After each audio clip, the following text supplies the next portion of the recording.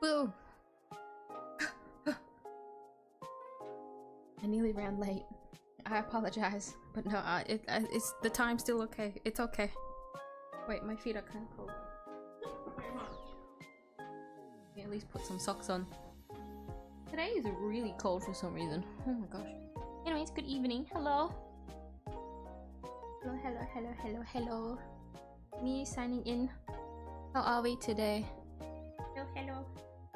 Not gonna lie, I nearly ran late today. Because 𝐢𝐧𝐟𝐨 Memory of Chaos.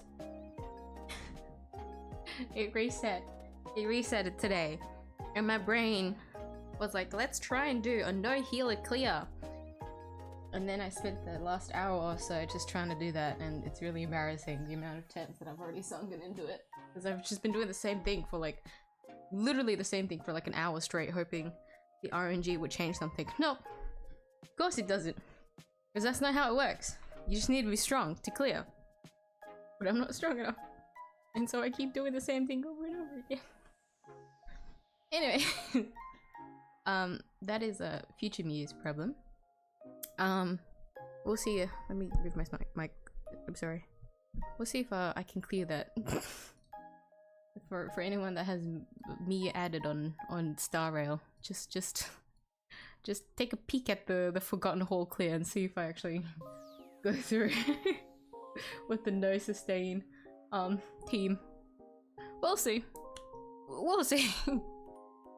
Yes, hello. Hello, Penta. Hello, Poker Castle. Hello, hello, hello. I'll immediately boot up the game. I'm just gonna go straight into it.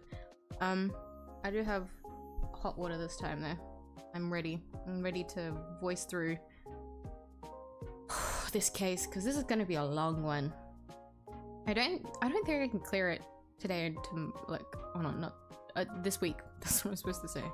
I'm not confident that I can clear it this week. Even though I'm pretty sure, like, the amount of hours that I'm supposed to put into, like, the case, I should be able to clear it, but I'm voicing everything, and then I'm also not remembering anything, so I don't know how to do some of the stuff, and so it takes me longer. Anyways. We'll see. We'll see how far I get, okay? We'll try our best.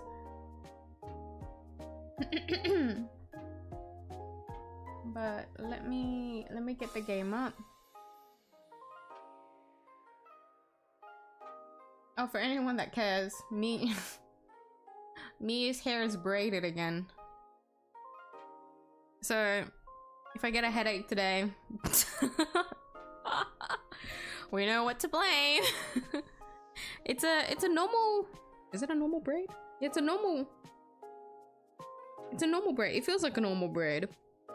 It wasn't busy in the morning, so my coworker quickly did it in the morning, and then everyone came in immediately after she finished it. Truly, what timing? But worst case scenario, I would probably just take it out midway through if it does start hurting my head. Can the game pop up, please?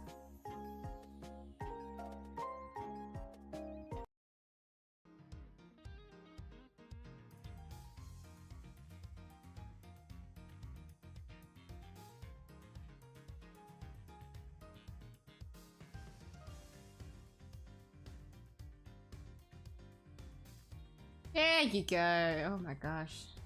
Alright, volume check. It should be all the same, but volume check, volume check. We're straightening. Oh, hold on. I don't know what I was saying there. Oh yeah, we're going straight into like a, yeah. We're fighting winner. Hold on. Why does it load in that spot?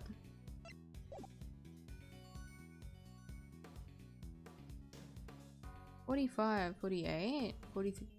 What did I do 3 minutes after? I guess I saved it like before I did a thing. Okay, you know what? That's fine. But we're going straight into like an argument. So, hold on. So yeah, I'm trying to remember what's going on. We Okay, we're basically just at the start of the, like, the whole case, honestly. Since this is, like, Edgeworth's, like, actual point of view of all this, you know? And it starts off now, we're in the winter wing, not the winter wing, the autumn wing, right? We're in the autumn wing. And that's where everything starts to go down. So we're all gathered in the autumn wing. Isn't it kind of cold in there? Do you guys really want to do this discussion in such a cold room? I would have just left, honestly. If I was part of this crowd, I'd be like, I'm just gonna... I know we're here to investigate, but like, if we're just gonna talk here, we can just do it outside. Just step outside. It's not like anyone else can come into like the crime scene area. It's like closed off and shit, you know? Well, it's not really... You know what? I digress. Let me put this away. How do you feel on your hair being treated like a guinea pig for hairstyles? I don't mind, actually. Because I tell myself that, like, since I can't do hairstyles, like, at all, I'm really bad at using my hands for like, any hairstyles or anything like that. I think it's just because I don't know how to work with my own hair despite, like, living with it for all these years. In my defense, it's thick, very thick hair. Thick and like a lot of hair. So I don't know how anyone can just have the arms, like, yeah, the arm strength to just do some really intricate hairstyles. I know there's like a redhead that does these like really cool hairstyles. They do like a lot of like intricate braids and stuff. They're really popular, I think. They look so good, but I can't imagine like the amount of time and effort it takes to do all of that. Like, I can't. So I'm okay when people try to do it on my head, because it's like, well, it's not every day you get someone with stupidly long hair and you can just play around with it. So like, I don't mind. If I can't do it, I'll let other people do it. Like, it feels like such a waste, you know? It feels like a waste if no one tries to do something with it. But I will say, it does make me like... I do feel a bit antsy having to like sit there for like a long period of time. And that's why I boot up like a gacha game. I boot up a game on my phone to play so that I don't feel so antsy all the time. Okay, let's focus on the argument. Let's see what Eustace has to say to us. So, what? They're accusing Larry, right? Our friend the artist here won the race to find the victim and was first on the scene, correct? Once again, I'll just slowly warm up into the voices, so do bear with me here. And the gas the victim was poisoned with is made of, how did I say this? Ubiquium? Which, as we know, is found in paint. He was carrying paint on his person and he was one winning stride away from the victim. It surely makes him the winner on our list of suspects. Alright, okay, I'm remembering what's going on now. So we've got this guy, a confectioner who, having breathed in poisonous gas, was found collapsed outside the autumn wing. And then we know that Larry Butts, a good old friend of ours, was the first to find Mr. Gusto passed outside the autumn wing. And now he's being accused by Gavel and Eustace for being the one causing the poisonous gas, and we have to try and shut him down. I think that's the entire like section of this. We should be able to get through this quick. We need to go like straight into the next investigation part, I think. Or is this a lot longer than I remember? It probably is, isn't it? I'm assuming that just because we only have like 1 page of evidence. For something to be long, we need like 2 pages, 2 to 3 pages. That's where shit starts to go down. If it's only 1 page, then, you know, we're only just starting out. That's the Ace Attorney formula that I've learned over these years. Which surely makes him the winner on our list of suspects. Right, Gavel? You think so too, right? It is a possibility that certainly can't be discounted. Ugh. Well, would the artist like to share his version of events? Did you leave red paint at the scene of the crime? Or something more sinister?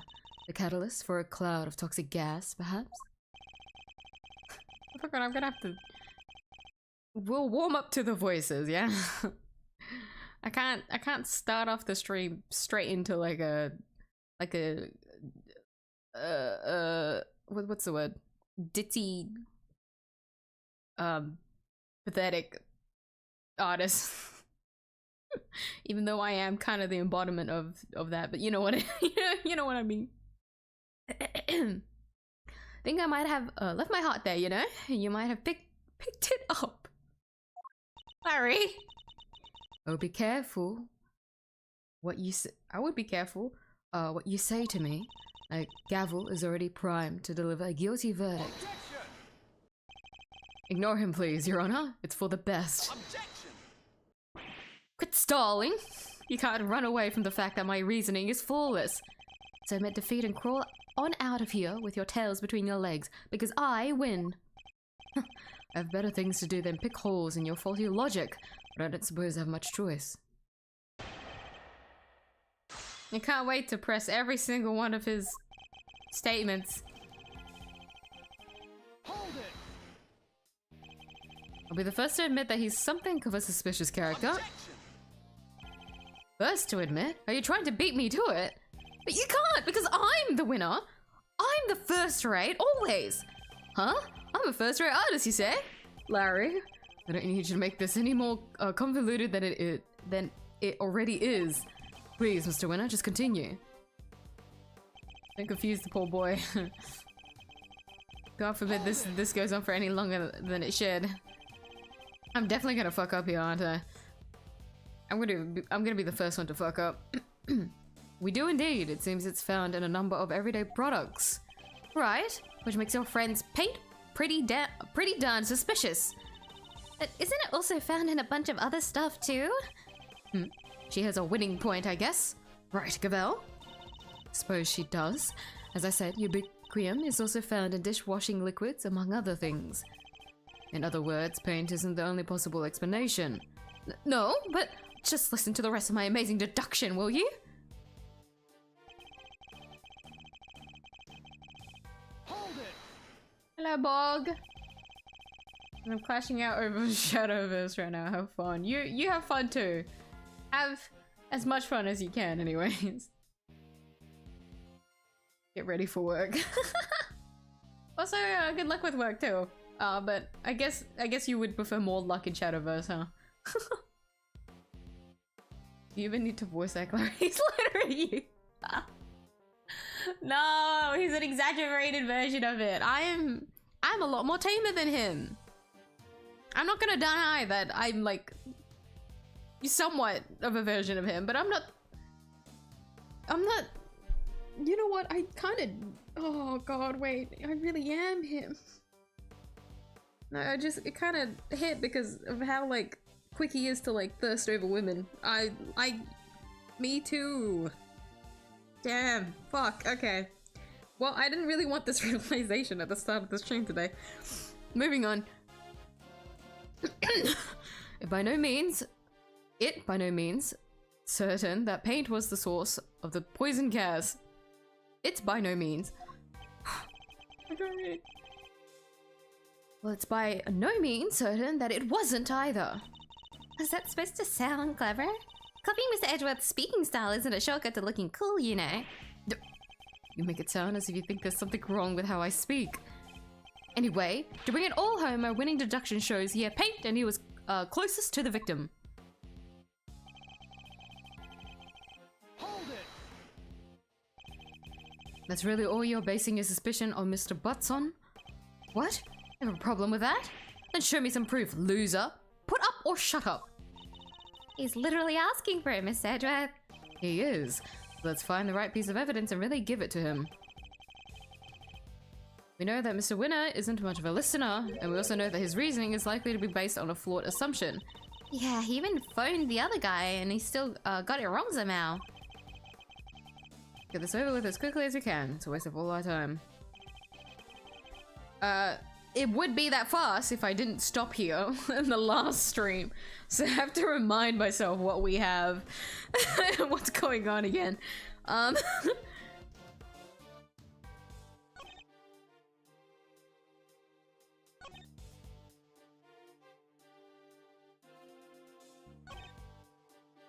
Winner on our suspect. Okay, and then what do we have?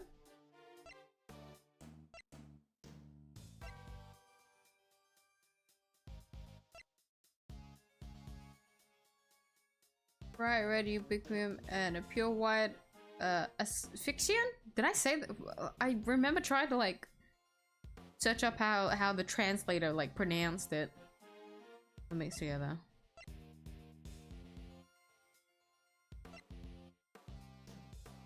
At the beginning of the pastry statue, exactly as he saw it.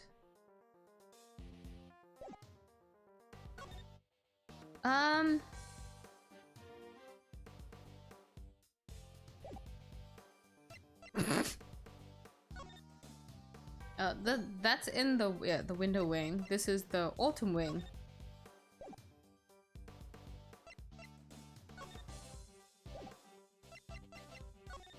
Right, yeah, so it's hold on. Won a winning shroud with and the guest was poisoned baby which is found in paint.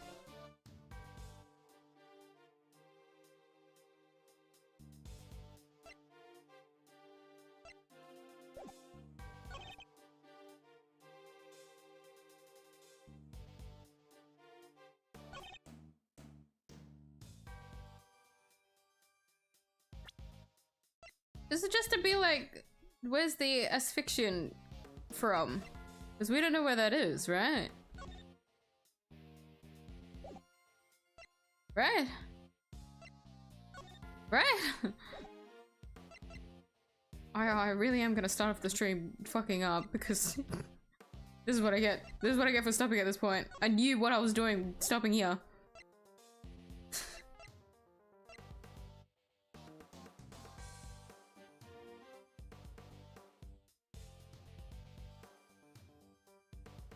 Right.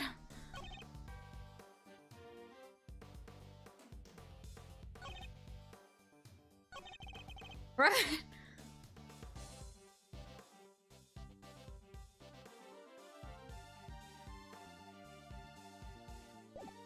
Okay, I'm just gonna present it. If it's wrong, it's wrong. I'll just, you know what? I'll take L's at the start of the stream against Eustace, but anything after that, I gotta lock in, right? Like I can take that, right? Incorrect. Incorrect. Incorrect. In the correct. I'm in the correct. Your deductions are anything but winning, I'm afraid, unless you're looking to win a prize for incoherence. So you agree that I deserve a prize? What you deserve is to be set right. The gas came from within the case containing the sculpture of Pisces. It did, and it was created by the artist guy. The red paint that we know is full of ubiquitous. Now I'm going to offer you a bit of advice. One prosecutor to another. It always helps to listen carefully to others. The gas is created when ubiquitous is mixed with another substance, asphyxian. Paint containing ubiquitous alone wouldn't create any kind of gas at all. Oh, it wouldn't? I thought they said that the guy was asphyxiated with ubiquitous. So you're telling me all this was based on a mishearing of the forensics report? Yeah. Gas had already done its work by the time Mr. Potts found the victim. Perhaps it's your own aptitude you should be worrying about. My aptitude? What does that even mean? You literally used the word 5 minutes ago.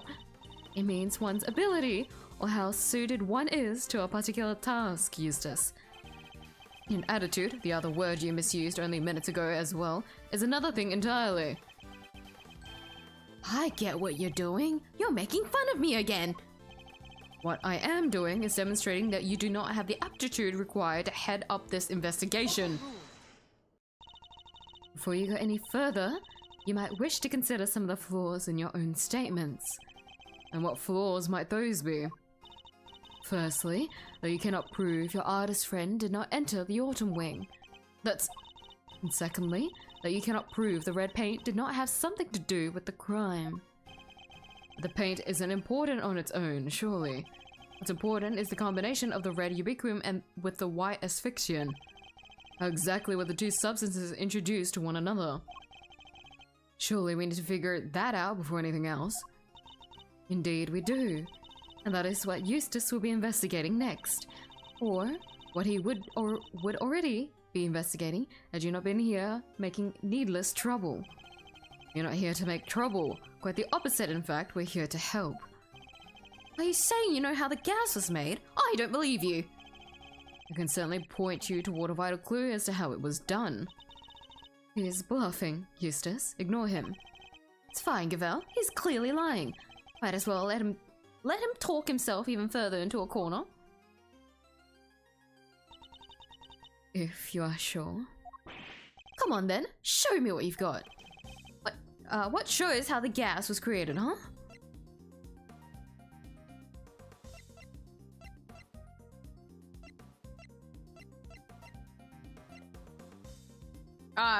It has to be the blowtorch, right? Because that's... Because...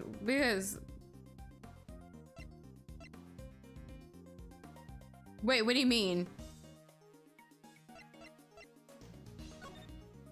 Wait, hold on. I'm misreading. No. Step back. You're going too quick. How the gas was created. Not how... Hold on. I'm overthinking already. How the gas was created. Doesn't this come later? Showing how it was possibly...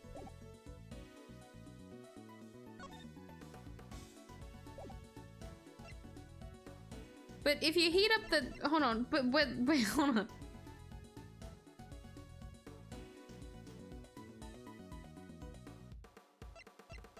This, no? Because this is because we can see behind us. This is what happened. This how the gas was...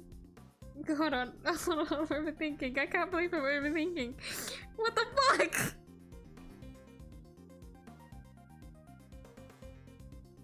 How the gas was created.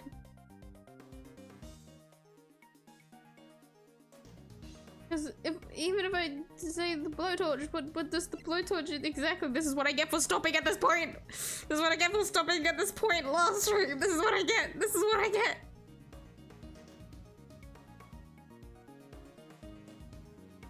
No, I'm literally him. It's the 3 cycle except. Hey, at least I know when to admit to things, okay? We call that character development. A very brutal realization though. I really didn't need this. Having fun with the game, just the fact that I'm 1 off or 2 off of the damage to win hurts. Aww. Well, go steamroll them. Go steamroll them, sweetie. You got this. But don't be late for work. I was like, hi Ver, how are you? I'm already overthinking. But don't worry, we're going through. We're gonna get through this. How the gas was created. Does this come later and us telling us how the scene was being made though? But if we present this, then we can see that there was red. There was. But when you heat something, it makes it. When you I can't. I overthunked. It's over. I overthunked.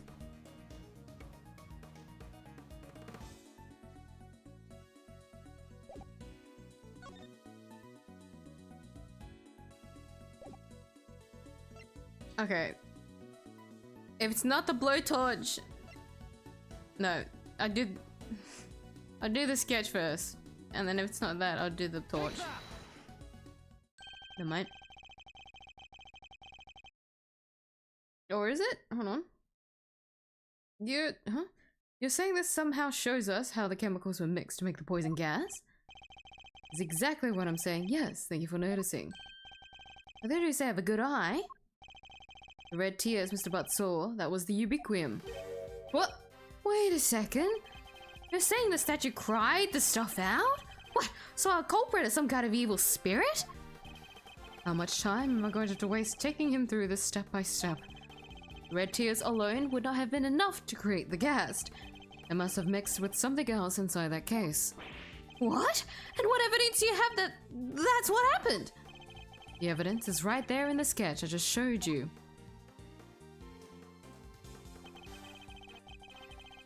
The two liquids had mixed together.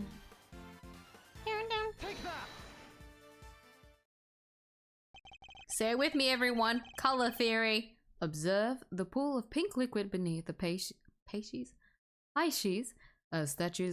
statue's glass case. This clearly shows that the two chemicals mixed. What? Wait, I don't get it. How does that prove that some ubiquitous mixed with some asphyxian? We have an artist with us. Why don't we ask him? Larry, you claim to be something of a painter. I imagine you have some experience mixing colors. What happens when you mix red with white? Treat me like a dumb edgy. I didn't graduate from junior high, you know. Any idiot knows that red and white makes pink.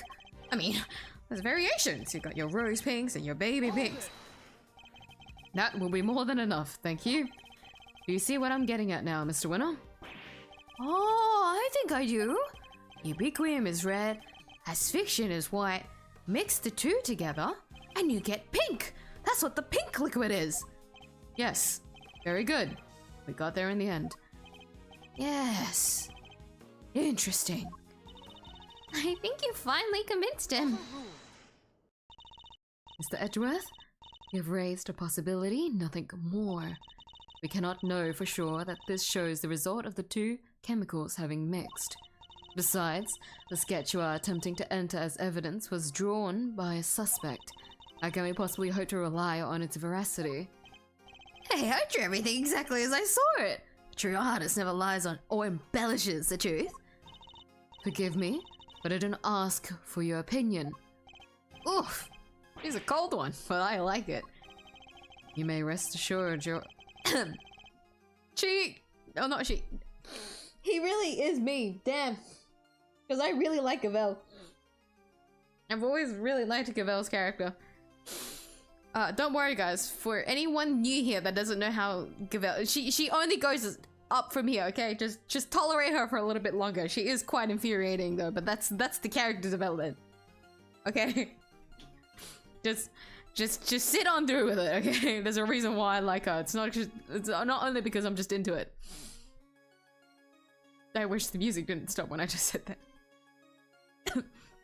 Oh, you may rest assured, Your Honor, that I mean to prove my theory to all of our satisfaction. It may not be wise to jeopardize your position any further, Mr. Edgeworth, especially as there is another question to which you have yet to provide a satisfactory answer. How can you prove that this man did not enter the Autumn Wing? Until you are able to, there is little more to discuss. Wait, maybe the victim could help us out with that? Mr. Custer, he is still unconscious and in critical condition. He is? Oh.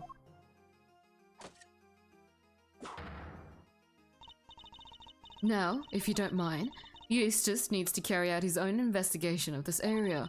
If you would be so kind as to leave him in peace. Is it who I think it is? Yes, it is. For the presiding judge's sake, I pray to the goddess that you need not ever be summoned to testify. Now then, is there something you wish to say, Mr. Artist? If you could just hold that pose for a moment there, Miss Ice Queen. I am Justice Verity Cavell, and I'll be grateful if you would dispense with the childish epithets? Epithets? Oh, finally she tells me her name. Nice to meet you, Verity. Name's Loris Danum, but you can call me Loris. If you could stop wasting the court's time, Mr. Danum. Oh yeah, sorry, there's something I forgot to mention. The door was locked. I tried to open it and then the old guy came tumbling out. It does appear that the door can be unlocked from the inside. However, that does not necessarily mean that it was locked at the time as you claim. Without proof, your statement carries little weight, I am afraid. Well, as it happens, I can back our pal here up on that. What? Yep, we tried to come in here too, but it's just like the guy said. It was locked up tight. Ain't that so, Miles Arena? It is. I distinctly remember how it went. So, Winter Wing! Huh, I don't believe it. It's locked! The gallery's open for biz, but the Winter Wonder Wing's off limits? What gives? That's a weird flashback. Prior to the incident with the gas, it was not possible to enter this room from the outside. And what is to say that your suspicious friend was not in here with the victim the entire time? The fact that he didn't suffer the ill effects of the gas? Search him for a gas mask if you like. I doubt you'll find one. I see. And I suppose we'll have to take you at your collective word. That was a little too easy. Well, Judge Gavelle, do you accept that Mr. Butts is no longer a viable suspect? And that once again Mr. Winner's deductions have fallen short of the mark? What are you talking about? I just need some more information, that's all. You can't blame a guy for being a little hasty with his deductions. No, it's not cool for a prosecutor to be saying stuff like that, right? Very well. And perhaps we should call our next suspect. Mr. Danum, you may step down from the stand. Huh? Go, you mean? I was enjoying our time together, Verity. Let me stick around, please.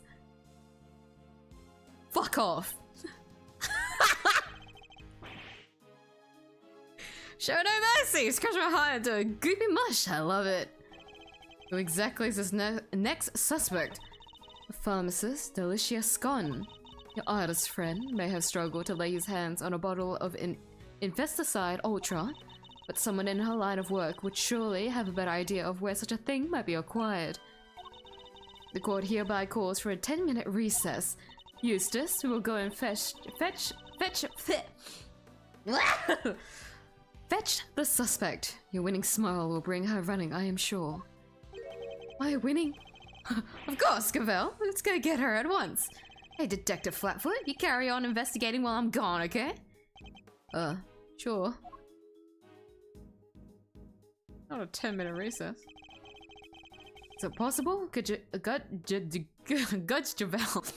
Judge Gavelle have suspected Miss 𝐢𝐲 from the start? Now that you mention it, she wasn't helping Mr. Winner like she usually does, huh? What exactly is your angle here, Judge Gavelle?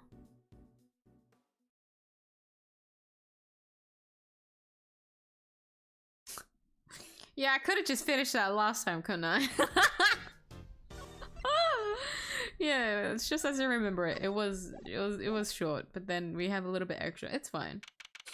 It's like a whole section bit, so stopping there wouldn't have been any different anyway. That's okay. 12:05. Yeah, we're still in the autumn wing. Oh my nose. Sure are taking them time. I thought this was supposed to be a 10-minute recess. Sorry to keep you losers waiting. When I said it like that, for some reason it reminded me of a video. I think a video someone talked like that. But wait no longer. I won the race to find delicia 𝐢𝐲, and here she is. Oh, how did I do your voice? Oh, fuck me. English voice? I'll warm up to it.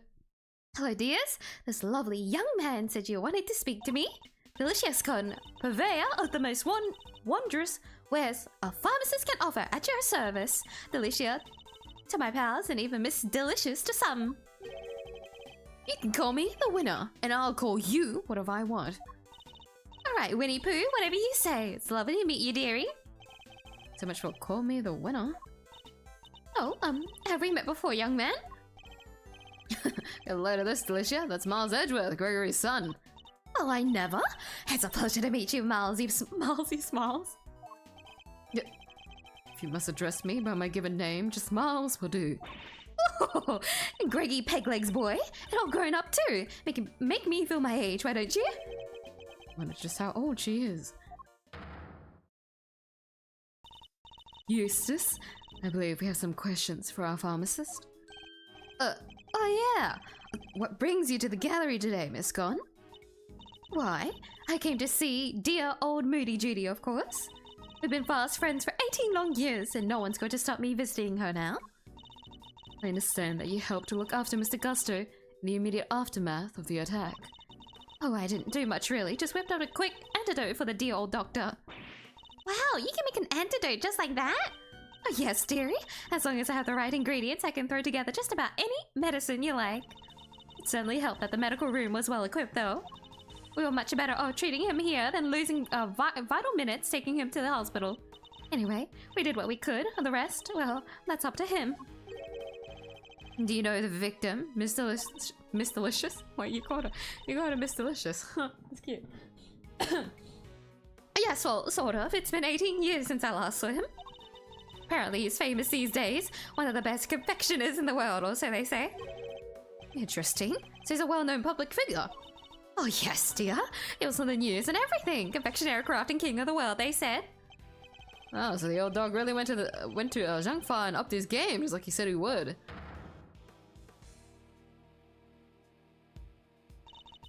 Perhaps we could proceed to the matter at hand, Miss Gon. Are you familiar with a substance known as Infesticide Ultra? Of course, dear. You use it to get rid of you-know-what. Oh, it's awfully strong though. That's why they don't sell it in the shops. Might I ask what you mean by you-know-whats? The little blighters that frighten the life out of poor innocent ladies like yours truly, that's what? Ghastly little creatures running around people's nice clean kitchens and terrorizing them. I like her. I get it. Those. Thank you, Miss Gon. One more question, if you don't mind. Are you aware of what happens when the chemicals asphyxian and ubiquium are combined? Oh, yes? It's right there in the Infesticide Ultra instructions. Do not mix with products containing ubiquium ever. Because if you do, they react with each other and make a horrible poisonous gas. What was it again? Effects of inhalation include respiratory complications and, well, death. And poor old Gusty very nearly didn't make it. To make that much gas, you need, probably 500 milliliters of each chemical, I'd say. She certainly talks like a skilled pharmacist. Ubiquium's awfully thick and sticky, and it heats up very quickly indeed. It's also bright red and smells minty fresh. Oh, and cheap as chips. That's why they use it in everything. Asphyxian's more watery, and it's white in color. That will do, thank you. You are clearly well informed, Miss Gon. As well as I should be, dearie. After all, Infesticide Ultra is made by the company I work for. Oh, but before you get the wrong idea, they don't go around handing out free samples. As I say, it's awfully terribly dangerous. You couldn't buy it even if you wanted to. Yes, Miss Gon. Very interesting indeed. I think that tells us all we need to know. Strange. I thought she suspected Miss Gon. Something in that smile makes me wonder if she has some other angle in mind. What is it, Detective Flatfoot? Any developments to report? Yes, sir. The fact that Larry is on, Wait, he followed her out, I just realized. No, he didn't. Wait, hold on, it's... No, the detective followed, hold on.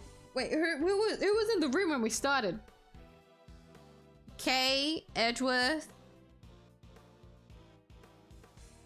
Bender? Was Larry? Either way, he's on the... He's on Gavel's side, that's funny. He wants to be closer to her. Turns out the sculpture's glass case display cases are open from the top. Huh? That's rather unusual. The temperature inside can be adjusted too, all the way down to 0 degrees. The pastries case was kept at 26 degrees. Dang near got my hand stuck to it. Lucky you escaped alive. Anything more relevant to the case? Yeah, they found something on the underside of the top part of the pastries case. Traces of ubiquium. Oh, now we're talking. That's odd. If there was ubiquium stuck to it, it should have stayed stuck. After all, at 26 degrees, it would have been frozen solid. It would, huh? So how did things wind up as they are now? I think Kay might be able to help us figure out just that. Or at least Mr. Thief might. You guys are that desperate to get on my good side, huh? Fine. I don't know what the heck you're talking about, but take it away. Can't believe I'm taking orders from this guy. But whatever. Anything for the truth. Before you get carried away, the goddess of justice has no need for your help. We'll find the truth ourselves. Ouch! Why so frosty, Judge G? Your baby prosecutor just gave us the big thumbs up. What's the issue here? Oh wait, don't tell me the committee has some dirty little secret it doesn't want us finding out. I'm not required to explain myself to you. But if you feel that you absolutely must participate in the investigation, perhaps you can prove to me that it will be worth our while to keep you around. What exactly does she have in mind here? Who triggered the release of the poison gas? If you can answer this question, I'll consent to your participation in the investigation. You know, the lady smiles. Somebody opened the pastries case and let out that gas. Considering what we've learned so far, there's only one person it could possibly be, you know? Yes, the answer is indisputable. In that case, please kindly provide it now. Who released the poison gas? Well, the fucker who was inside the room, no? Take that! The victim, Carmela Gusto, is the only person to have entered the autumn wing. Thus, only he could have opened the case. Correct. That appears to be the only logical answer. Very well. I will permit your participation in this investigation to continue. However, if at any point I feel you are contributing nothing of value, you will be removed. Immediately. Understood. Even Mr. Gusto did open the case, we still have no idea why. Alright, Mr. Edgeworth, tell me what you want to see. Let's use the data we've collected to recreate the scene before the poison gas went off. On it. Please, my eyes. Please. No. No. My eyes! Ugh, don't scare me like that! So this is what you are talking about. You're Mr. Thief. Let's begin by examining the pastries sculpture. It's a generous amount of 𝐢𝐴𝐴 frozen to the underside of the top part of the case. Yeah, which is what's keeping that lid on real tight. The actual glass lid is all cracked though, right? Somebody really went to town on your little house there, huh, pastries? Little town. And do we have any idea of how the glass lid might have come to be so cracked? Well, it doesn't look like the outer-facing side of the glass suffered any damage. You see, so we have a cracked piece of glass that we know was ice cold on its inner-facing side. We also know that it wasn't damaged in any direct way on its outer-facing surface. Thoughts? Ice cold. Makes me think of the way you glare at people, sir. Cracks. Makes me think about those deeply etched lines on your forehead. It was cracked by heat expansion. Applying heat to the ice-cold glass from the outside will cause it to crack. Oh, well, I appreciate the science lesson, but why is it all heat cracked in the first place?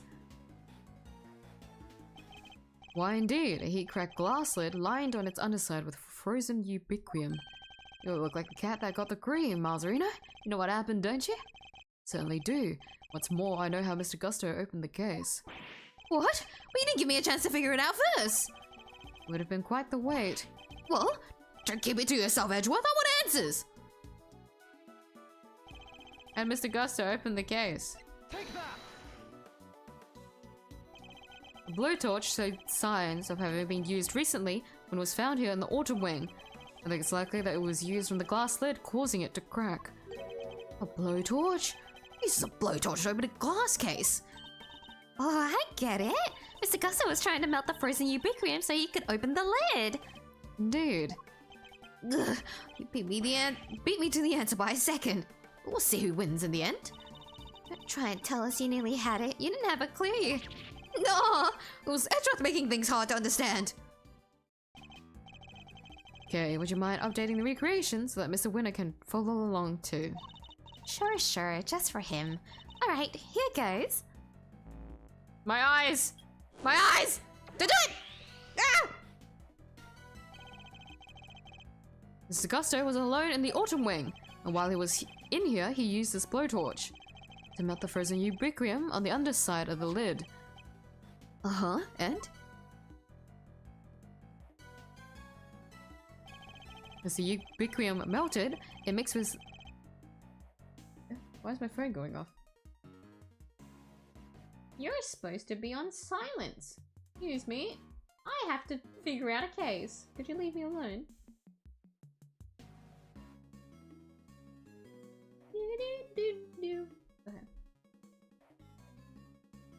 As the ubiquium melted, it mixed with the asphyxian that was already present inside the glass case, thereby producing a poisonous gas. Mr. Gusso had finally managed to open the lid. He would have released the gas and poisoned himself. He made it as far as the fountain room when, where he collapsed. So he opened the case and came out, and out came the gas, huh? Seems he got there in the end. Why the heck a doodle? Why the heck a doodle do? Alright, did he want to open the case in the first place? I'm not sure. In fact, we don't even know what his ultimate goal was. I think he might have come here for the same reason I did. Check out the autumn wing, but check out not the autumn wing, but the winter wing. You remember, right? I thought this was where the winter wing was when we first got here. Got you out too, did it? My little Eddie Lumpkin? I was ever so confused what with it being where Chili Wink's room was all those years ago. There's even the same little tree in front of the blessed door. Who wouldn't be all at 6s and 7s, eh? Everyone involved with the IS-7 incident make the same mistake.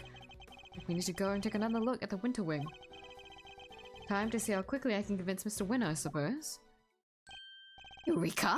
Ladies and gentlemen, I have the answer. The answer to what, exactly? Man was going to end it all.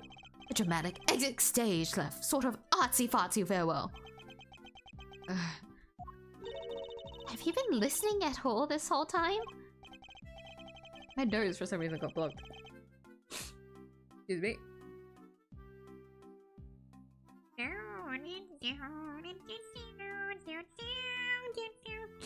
Okay. At my level, I barely need to listen to a word, and I still understand exactly half of what's going on. Perhaps I can explain a few of the finer details to you later, Eustace. Winner's prerogative. Winner's... Sure, thanks, Gavel. Thank you indeed. I find it's always best to leave things like wrangling, sorry, to a professional. He's not good with kids, unfortunately. In the meantime, did you have something to tell Mr. Edgeworth and his friends? Oh yeah, I totally forgot. What is it now? I took the liberty of investigating our friendly pink pharmacist, yeah? Or rather, had one of my underlings do it for me. It's nothing to brag about, you know. Shut up! Can't you see I'm talking? Anyway, let's put a pin in my suicide theory for now. Yeah, I have something more important to tell you. It was Miss Delicious who set up the poison gas trap. How could you say that? I was greatly sad until the end of this, Miss Scott. Your profession is one dedicated to saving lives, and yet you use your expertise to try to take one. I beg your pudding? How dare you? I did no such thing! Perhaps you could explain, Mr. Winner? You bet I can. Get a load of this. Restricted toxins handler's license. Oh, not the date of birth. This is Miss Delicious pharmacist's license, and it says it right here that she's authorized to handle Infesticide Ultra. The product that we have established contains asphyxian, one of the ingredients of our poison gas. Exactly. It's almost impossible for ordinary people to get a hold of that stuff, but Miss Delicious is no ordinary person. She's a card-carrying pharmacist.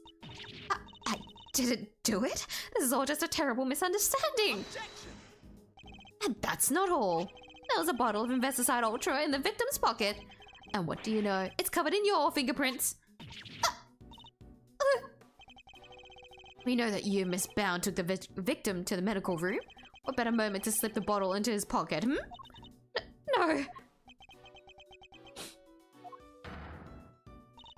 There was only one person on the premises licensed to carry Investicide Ultra, and that was you, Miss Scon. Furthermore, you are acquainted with Miss Bound, the owner of the gallery, meaning you would have had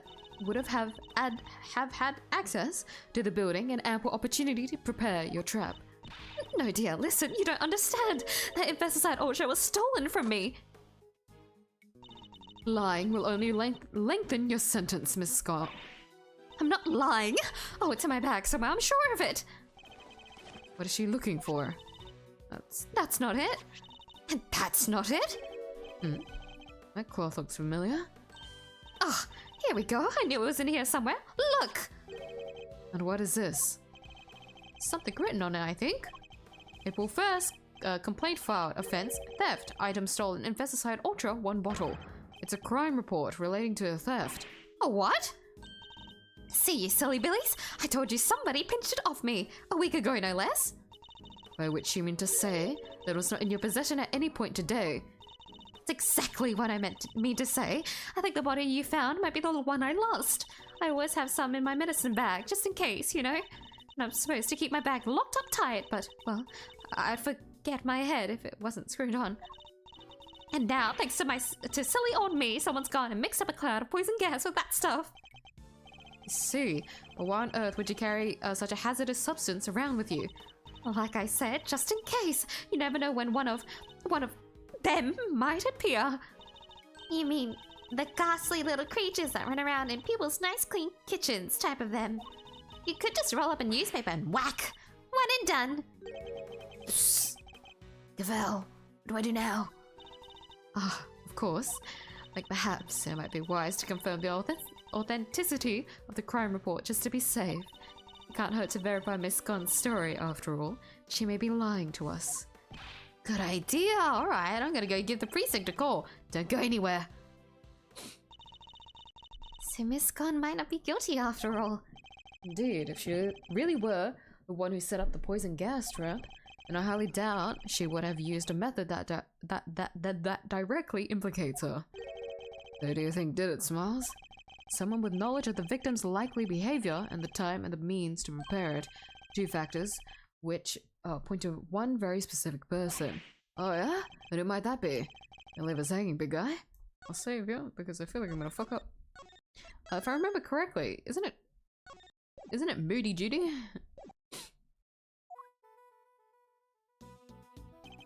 We had the means to steal the Investicide Ultra and dress one room up to look like another. Well, there's only one person. There's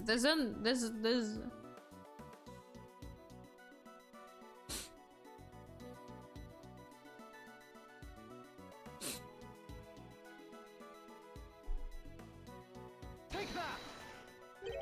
Surely Miss Bound, the proprietor of these premises, could possibly have prepared in such a way.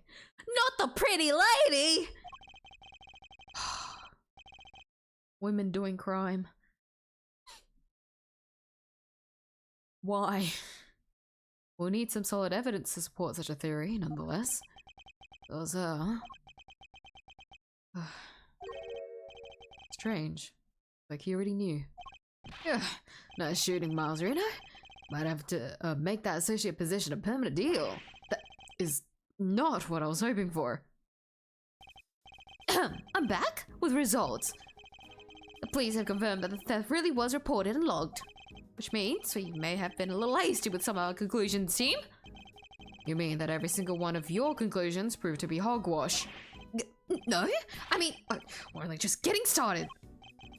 Oh, then what's our next move? Well, first we need to go and talk to Miss Bound. And then? And then I'll think about what to do after that. Eustace? Mr. Gusto's real destination appears to have been the Winter Wing. Perhaps it would be worth having someone investigate that room more thoroughly. Oh yeah, we should totally do that. Flatfoot, go investigate the Winter Wing. Yes, sir. Gavel, we're going to talk to Miss Bound. Very good, Eustace. We'll join you if you don't mind. Poor Gummy. 1:35 p.m. That was a long talk. What the fuck? Counter room. Alright, you have your orders. Go talk to Bound for me. Hey, Mr. Winner, weren't you gonna go talk to with Miss Bound? Weren't we going to talk to with Miss Bound ourselves? Sure, but I thought, why not let the grunts handle the grunt work, you know? Means I could just sit back and wait for their report. A winning strategy. You spoiled little... Ugh, he's so exhausting. I need a break. Huh? There's something in the fountain. Oh my god, it's a body! That is really scary to see. I'm surprised no one saw that immediately after coming out. It took Kay being like, something's floating up. Oh my god! Like, damn. Damn, guys. What on earth? Oof! That is brutal. Oh, dearie me. Oh, wow. That doesn't look like. Let's get this over with. Let's get him out of the fountain. Somebody call forensics. Bad news, sir. Real bad news. Order. I will have order, detective. The ice sculptures in the winter wing. They've all melted. Ah, he's just in the background. He's so alive. Take him out. Look at him. What? Look. Get him out. Why is he a part of the background and not like a sprite that you put it, like, I get it because it's the back, but come on. He's just in the fountain. He's so lonely. No one sprites out there. He's just by himself. Oh, that's so sad. Huh? Say? What did you say? Here we go. We've got the body out. It's not gonna be cold anymore. What is the meaning of this? Now we have 2 victims? Ish, talk about deja vu. It's just like 18 years ago, even the ice melted again. Again? This is like some weird rerun. Same people, same everything. Said it before and I'll say it again. This is Nick Winky Dink. You're with me, right? You're with me, right, Marzarino? I am. And I think the answers lie in the IS-7 incident itself. In fact, I'm convinced of it. Great minds think alike. Alrighty then. Time for another trip down memory lane. Hi again, Penta. I tried to make stew, but I realized I didn't have ketchup. I had to use hot sauce instead. That's a weird alternative. Does it still taste okay? Just a bit spicier, I'm assuming? I guess we're going back in the past. So I can't believe the IS-7 incident was Gregory's last case, or that it's been 18 long years since. Murder at a confectionery contest and one of the participants, no less, Already Frost. They pulled his body out of a treasure chest that was a part of Samson Tangaroa's chocolate tab.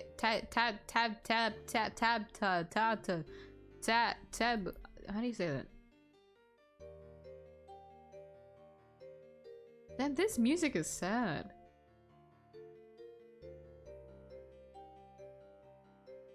Tableau?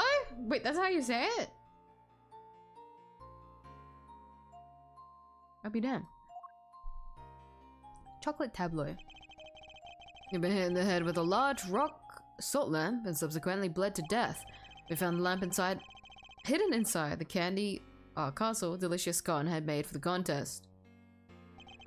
But then, before anyone had the chance to investigate, Mr. Frost's own room. All of his icy creations had melted clean away. 18 years ago. We are back in the past. Hi, Gregory. To December 24th, 9:05 p.m. Contest venue, fountain room. So this is immediately after the last flashback. So it's still Christmas Eve. It's just very late into the night, and they were just gonna wrap it all up until, you know, they discovered what happened in Mr. Frost's room, where everything melted away.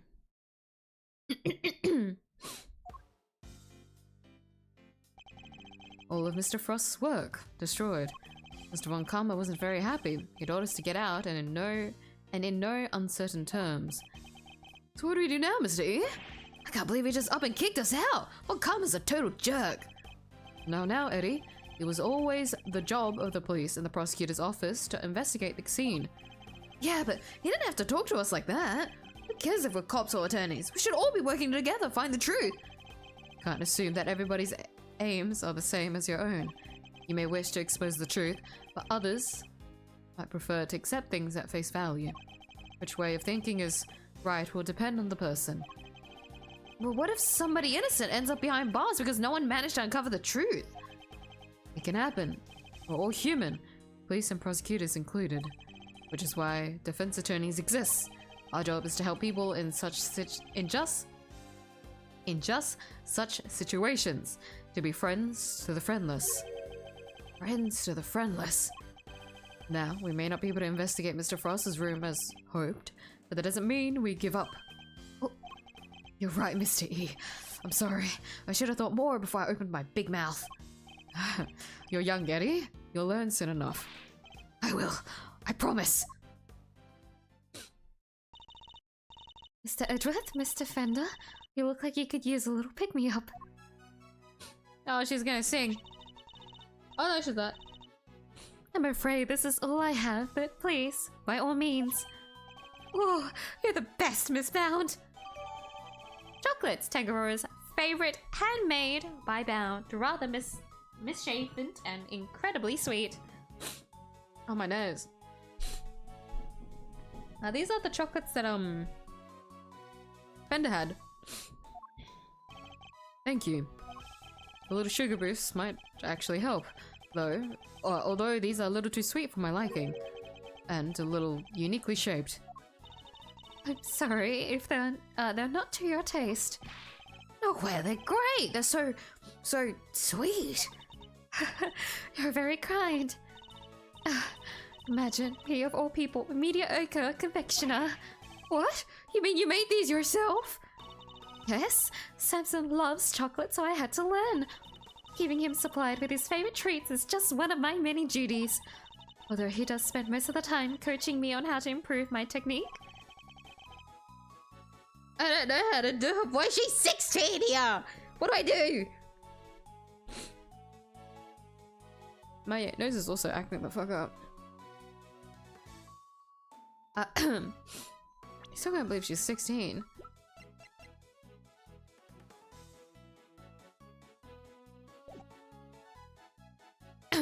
Mr. Tangoro sure is a lucky guy. Getting to eat homemade sweets made by the one and only Judy Bound whenever he wants sounds amazing. I'm sorry, did you say something?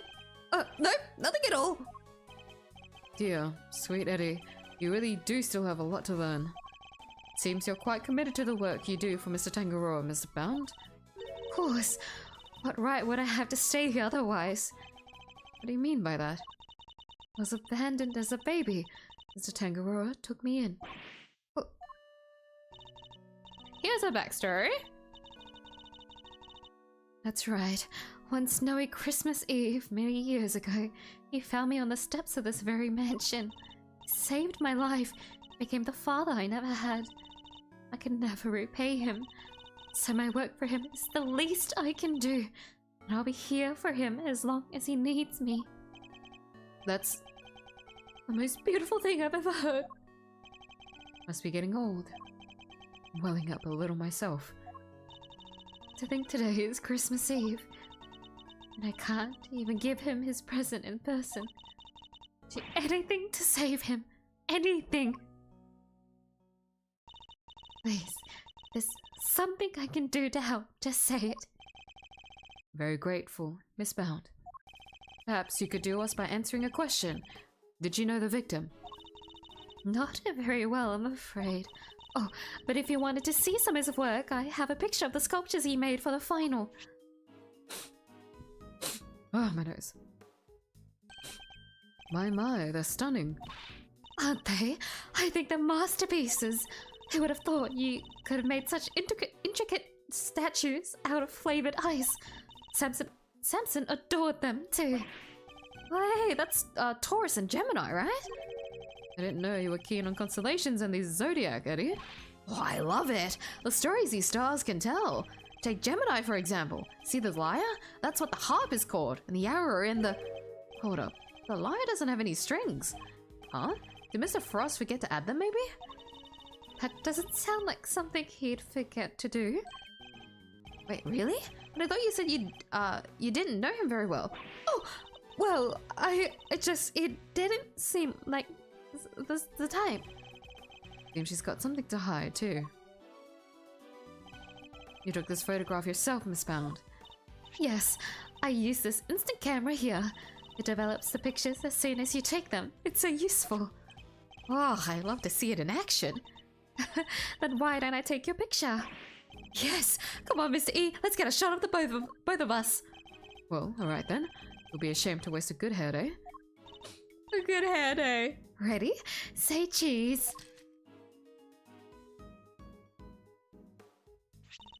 There, all done. And the picture's yours to keep, Mr. Fender. My gosh, thank you so much. That's such a cool camera. Well, it's the only one we've got, so we use it for all our picture-taking needs. It's very convenient, but the lack of negatives is something of a shame. So there aren't any negatives for us to reference, huh? So Mr. Tango used the same camera during the contest. Yes, you assume correctly. He used it for some work-in-progress pictures of his seascape, and later to take some photos of the other contestants' works. Why didn't you take a picture of the body when you discovered it? Why didn't you discover the body while the judging was still underway? Ah, yes. Samson wanted pictures of all the completed rooms. The film ran out just as he finished photographing Mr. Gusto's work. My nose is horribly fucking... Hold on. Let me see if I can blow my nose. One moment.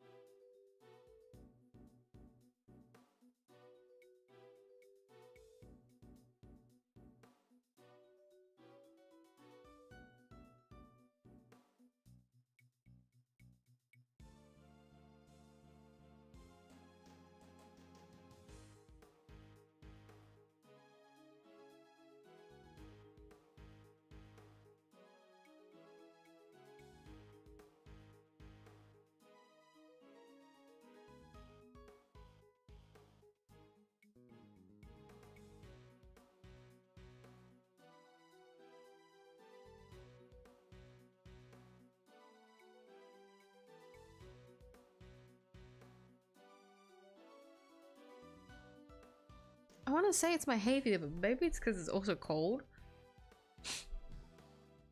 I feel like you guys might not be able to tell that much of a difference with my, like, my speech, but it feels weird to me. Ah, my nose.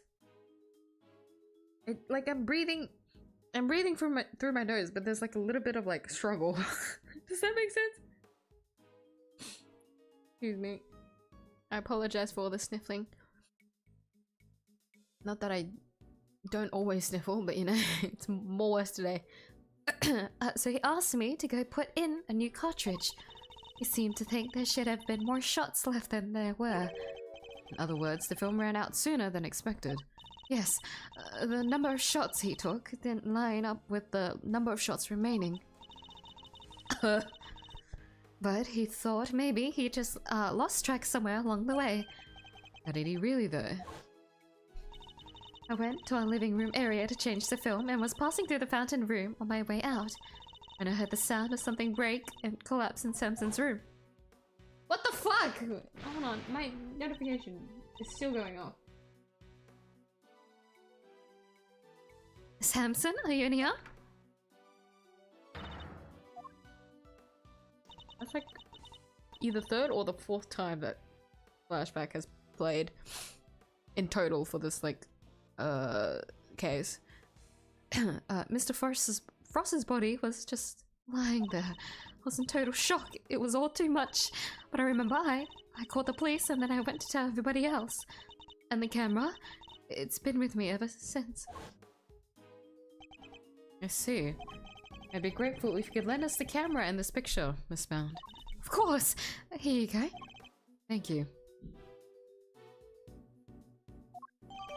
Instant camera takes photos that develop instantly. The new film cartridge has 20 exposures, but there are only 3 remaining.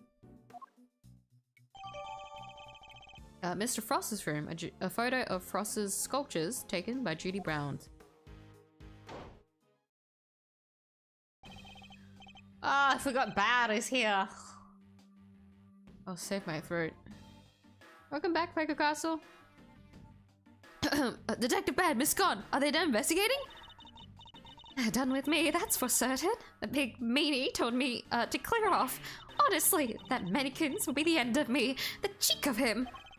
Guess he got tired of people cluttering up his crime scene. Did he run you off too, Detective Bad? Yeah, Von Karma seems to think I'm a nuisance. Can't do things his way with me around. Oh, Mr. Von Karma goes so far as to exclude his own lead detective. Still, I got a pretty good look at the scene. As for Gusto, he's enjoying a nice little chat right now in Frost's room. What about? By the fact that Miss Bound said she saw him going in there during the contest. Mr. Gusto went into Mr. Frost's room. That's right. And I have to say he looked very much like he didn't want to be seen. I don't know what he could have been up to. Well, he's candidate number 1 at the moment as the guy who murdered Frost's work. Is that really why Mr. Gusto went into Mr. Frost's room? Got a photo of the room right here if you need it. It's all yours. Wait, what? Why would you just give it to us? Do I gotta spell it out for you, kid? I'm offering to help you guys. I want the truth about this case to come out. Detective. Really? Detective Bad? Mr. Von Karma won't be happy about this. Oh, well, I'm not, Von Karma's stooge. If he's gonna stonewall my investigation, then I'm not gonna play by the book either. Hell, there's some pesky rules keep me from finding the truth. Now, can I, Mr. Edgeworth? Indeed. Thank you, Detective Bad. Wow, can't believe you won him over, Mr. E. I haven't the foggiest what you're all going on about, but here's to new friends, eh? It's definitely nice to have the good detective on our side, that's for sure. Alright, let's take a look at that photograph. Yeah.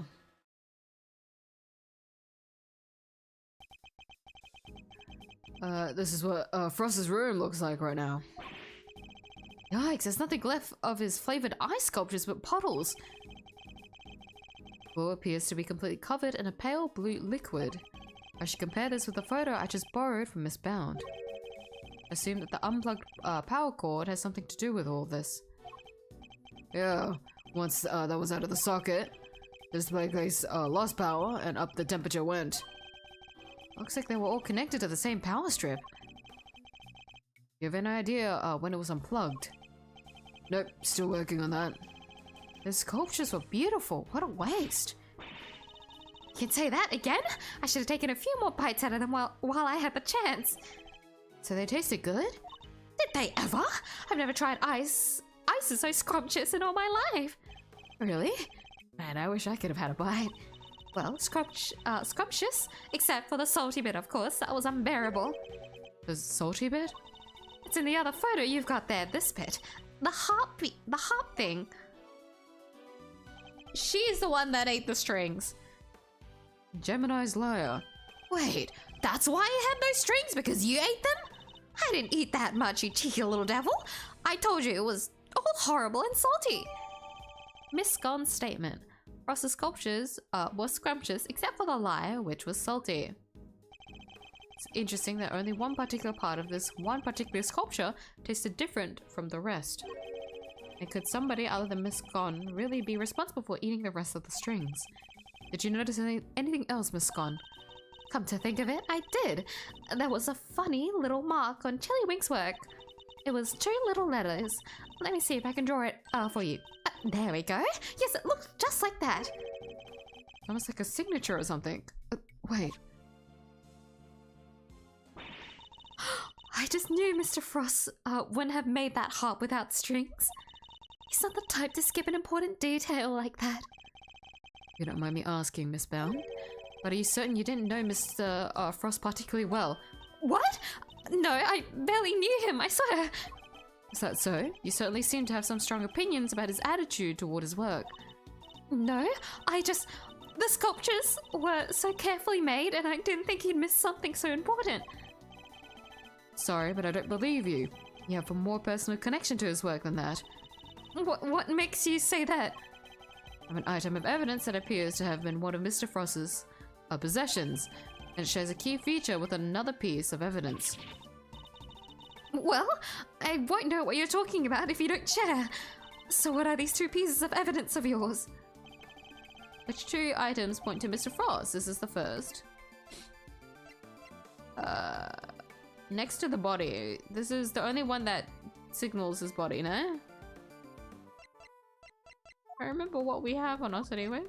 Take that. Take that. Miss Scone found two letters carved into Mr. Frost's ice sculptures. I think they were a signature of sorts. After all, it's not unusual for an artist to initial their work. I guess not. That's right, dear. It's just like you said. Chillywink statues had the letters PH carved in them, plain as day. PH? Shouldn't it be AF?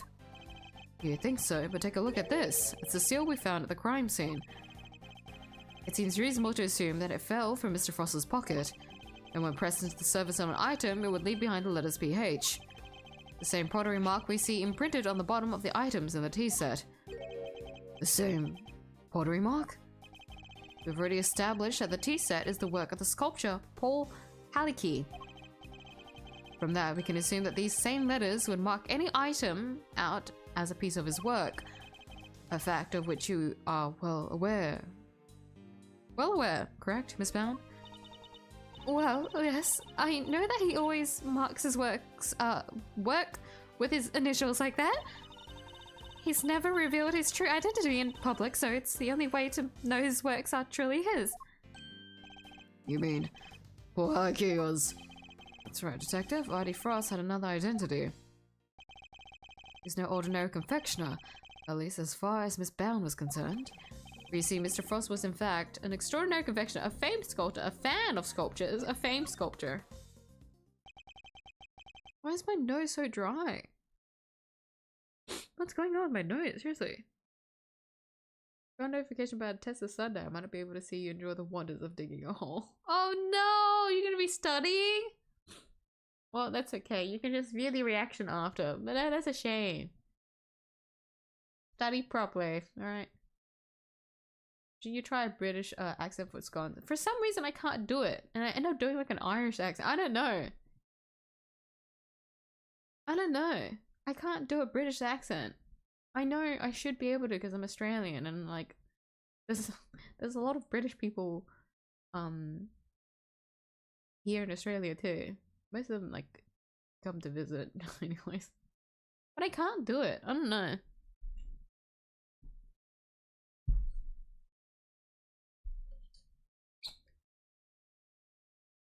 I'm trying to think. I'm pretty sure there was like one point there was like a character that did have like a probably great ace attorney. Because he did have to go to the motherland. But like even then I couldn't really do a British accent. For some reason I just can't do it. The Irish accent just came out naturally though. I've never tried an Irish accent before. I don't know. Today's voicing is not going very well. I mean, the goal is just to get through the investigation, since there's a big chunk of it, so I'll try. And Mr. Frost was, in fact, none other than famed sculptor Paul Hallecky. What? Mr. Frost and Paul Hallecky were the same person? It's like the marks are hard to copy though. Anyone who's seen it could fake being him with it. Not exactly conclusive proof that Frost was who you say he was. It was proof enough for Miss Bound. What matters is that she believed it. His true identity will have to be investigated by the good people of the precinct. Alright. Have the boys look into it. I should have known I couldn't hide it from you, Mr. 𝐢𝐴. So you admit it, you're aware of who Mr. Frost really was. I was. When I discovered his body, I saw the seal you found. Don't ask me how, but I just knew straight away that he was my dear poor Haliki. Imagine, his entries in a confectionery contest were his final legacy. A great man like that. And to be honest, did you enter Mr. Frost's room at any point? What? Why are you asking me that? Photograph of Mr. Frost's room. I'd like to know when it was taken. Oh, I must have gotten it mixed up with the one Samson took during the judging. Objection. I'm afraid I find that rather hard to believe. You said yourself that the camera ran out of film during the judging, and that you you've had charge of the camera since before Tangaroa had the chance to visit Mr. Frost's room. That's how you were able to take that picture when you discovered Mr. Frost's body. Oh my god. I suppose so. This suggests that you took only 2 pictures with the new film, one of Mr. Frost's body and one of his room. But I have a new piece of evidence that says otherwise. You do? Which piece of evidence contradicts the assumption that Miss Bound only took 2 pictures? Hold on, my eye is itchy.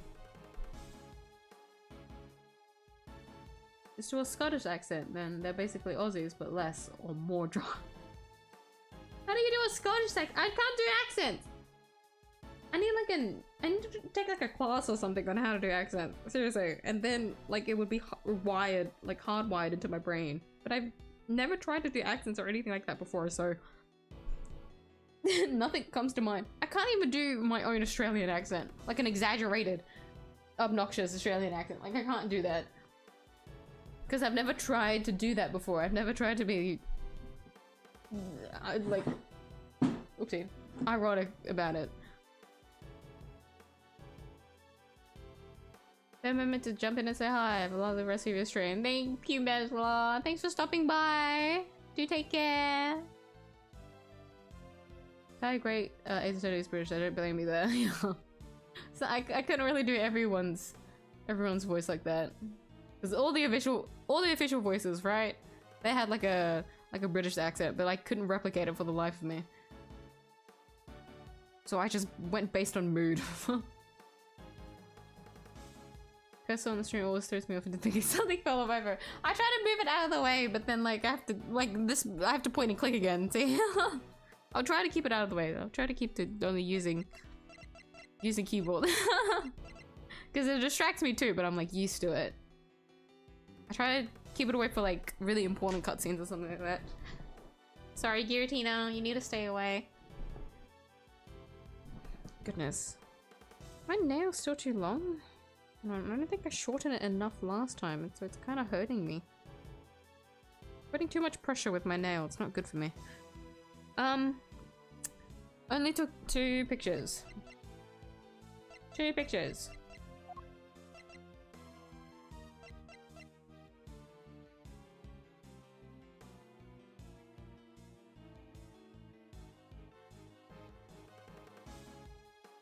But there are only 3 remaining, meaning there has been 17 used. A new film has supposedly she's put in. Take that. The camera? He gave the picture of the body to the police and the picture of Mr. Frost's room to me. Oh, and you gave us that picture you took of me and Mr. 𝐢𝐴 too. 3 photographs in total, and yet the film cartridge in this camera only has 3 exposures remaining, out of a total of 20. You took more pictures, and I want to know what of. I need to see all the photos you took. Perhaps then we'll finally learn what you were really up to. I'm so sorry. Confess, I've been lying to you. Huh? These are all shots of Mr. Frost's room. I'm so sorry. Looks like she took pictures of his work from every possible angle. When they were taking, the ice still hadn't melted yet. Wait, don't tell me. It was you. Was. At least, I'm pretty sure it was. You are? Why? Well, you see, I'm a huge fan of Mr. 𝐢𝐧𝐟𝐨's work, as you know. I was petrified that they might be ruined, what with the investigation that was going on and everything. So I thought I should at least capture the sculptures on film for posterity. Posterity. How did that make them melt? I think perhaps I was so intent on getting the perfect photographs that I might have tripped over the power cord without noticing. By mistake, are you sure? I didn't notice it at the time, but well, how could I have been so careless as to cause the loss of his final masterpieces? Seemed a little convenient to me. I'm not sure I believe it. I'm not in a position to refute it either. I'm so sorry. I didn't mean to cause any trouble. Please, don't worry about it. The important thing is that you told us the truth. What he said. No hard feelings, Miss Mount. Thank you. Miss Edgeworth, picture's yours. Hope it helps. Mr. Frost's room. 2 photos, one from Bound and one from Detective Bad.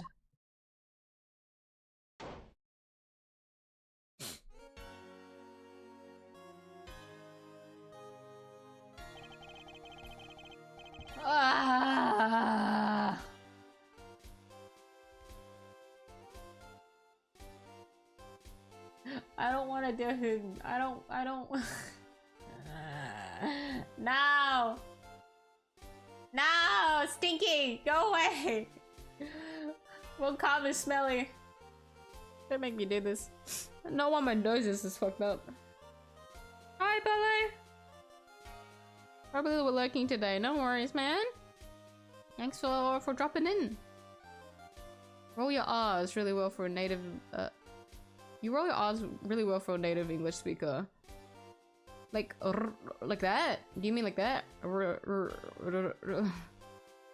I had to teach myself how to roll R's. Because I don't say it naturally in speech, I feel like. Or maybe I do it by accident without knowing. But like, I'm not... If that is what you mean anyways. I taught myself how to do it. Just for fun. I remember doing... I think it was in high school actually. Around the time I graduated, I was like, oh, what was the reason? Hold on.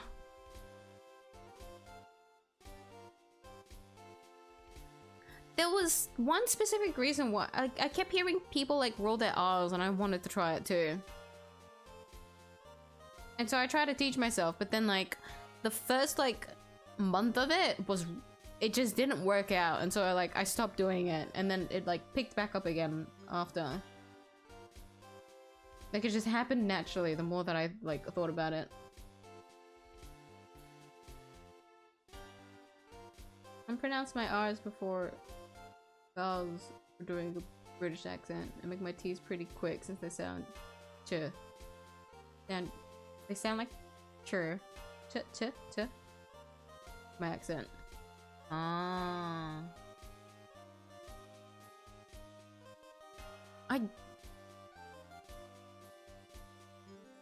You know what?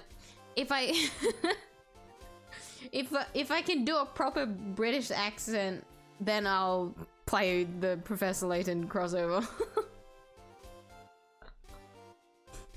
I'll only play it unless I master the accent. I'll give you that. I'll give you. I won't play it until I can do a proper accent. We'll see if I can send myself to. Hold on. I'm trying to get my brain into like thinking British. Does that make sense? But I could say like so I could speak the accent, but no, it's not working. Not gonna lie. The BGM is kind of messing with my head too.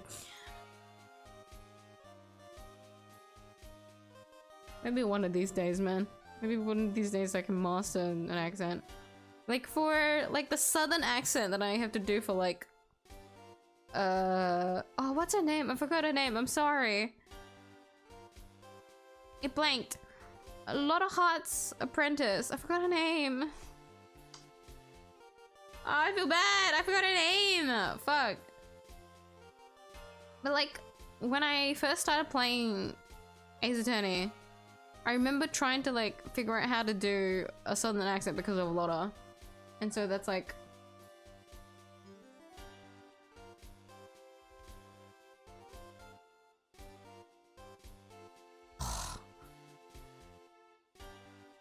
No, let's stop this. I'm like thinking too hard about it, and then Von Karma's presence is too much for my tiny little brain. Contacting Dr. Jeff Lin. Why does it feel like there's supposed to be an L there? Like another L, sorry. Lindsay. To give you private lessons in accents, you pay him.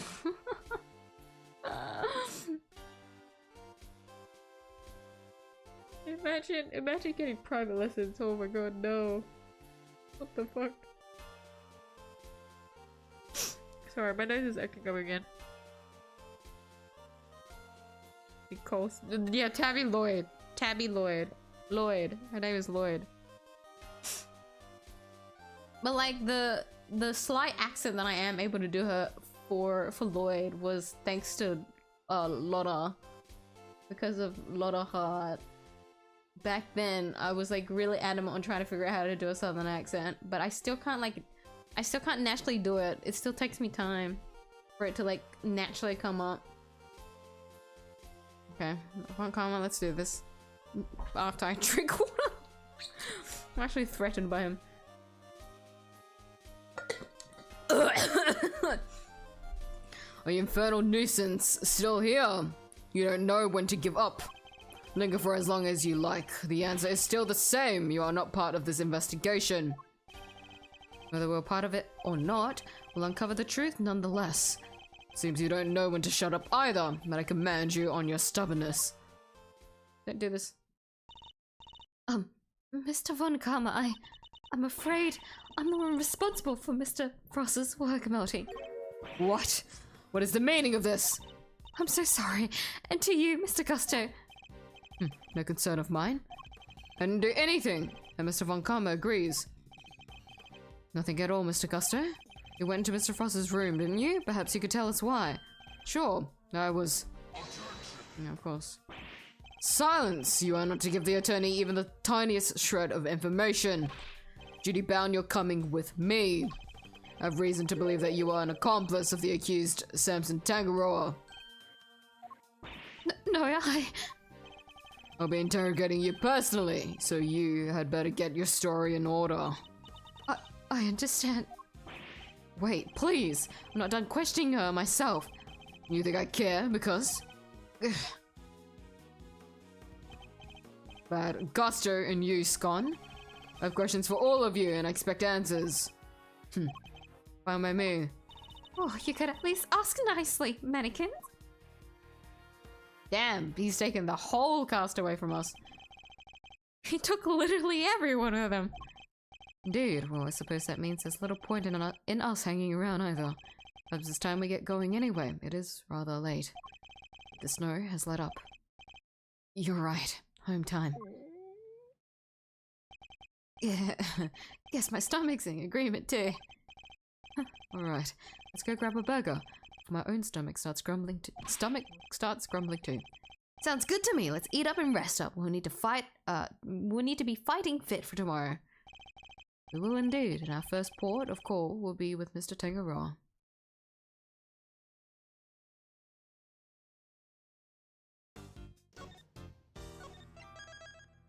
Events of 18 years past. Interview with Mr. Tangaroa. Oh, Judy's here. Christmas Day, 10 AM. So early.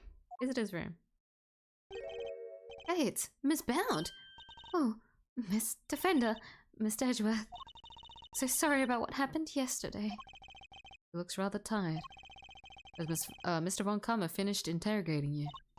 Yes, though he really only seemed interested in how I melted those sculptures. Are you here to see Mr. Tangaroa too? Yes, terribly worried about him. Oh. Detective Bad? What are you doing back there? Oh, it just happened to be. I'll be heading back to the scene soon.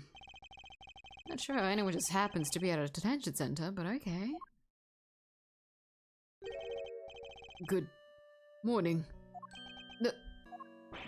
Mr. Tangaroa, what happened to you? Oh no. Samson, what did they do to you? They didn't seem to want to let me sleep. I had no idea interrogations could be so involved. Sorry if I seem distracted. I think I'm a little tired. They're not letting you sleep. That's not police work, that's torture!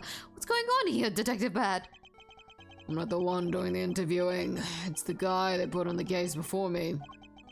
I like Von Kammer's methods about as much as you do, which is why I'm doing what I can to help. It was Detective Bad who got me out of there. I'd still be in that interrogation room right now, if it weren't for him. I guess it's like a lot more ruthless because he is actually innocent, huh? Well, if we are to believe he is innocent. Because if you think about it, if they are adamant on making sure that he is like the suspect, then they're gonna like keep pushing the poor guy, interrogating, making sure like something will slip up, but like nothing slips up ever, and so he's kind of just stuck there forever in a loop, which is absolutely cruel. But like the Von Kammer way, it's horrible. Detective Bad really is trying to look out for Mr. Tangaroa in his own way, it seems. Right, Eddie, let's share yesterday's findings with Mr. Tangaroa. You got it, Mr. E. My notepad is at the ready. Mr. Tangaroa, we found out quite a bit, if you'd like to hear it. Oh, of course, thank you. Are you alright, Mr. Tangaroa? You seem kind of spaced out. I'm fine, I think my blood sugar might be running a little low. Samson. If anything, that might give him a little energy boost. Hey, contestants? Miss Tangaroa? We're kind of swaying all over the place. I'm sorry, like I said, I think my blood sugar might be running a little low. And so we are forced to present him these lovely chocolates first. Huh? Is that chocolate? For me? Oh, those are the chocolates I wish I could just give them to you, Mr. Tangaroa, but the rules here don't exactly allow me to do so. Oh, that's a shame. But rules are rules, I suppose. I don't see some way we can hand them over to him. Detective Bad is noting the meaningful looks in his direction. Let me take a look at them. If they seem legit, I might consider passing them on to the suspect. Thank you, Detective Bad. My hero! I'm touched. Thank you, Detective. Yeah, whatever. Just sit tight.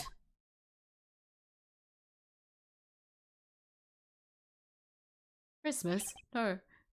Almost Christmas means it wasn't Christmas.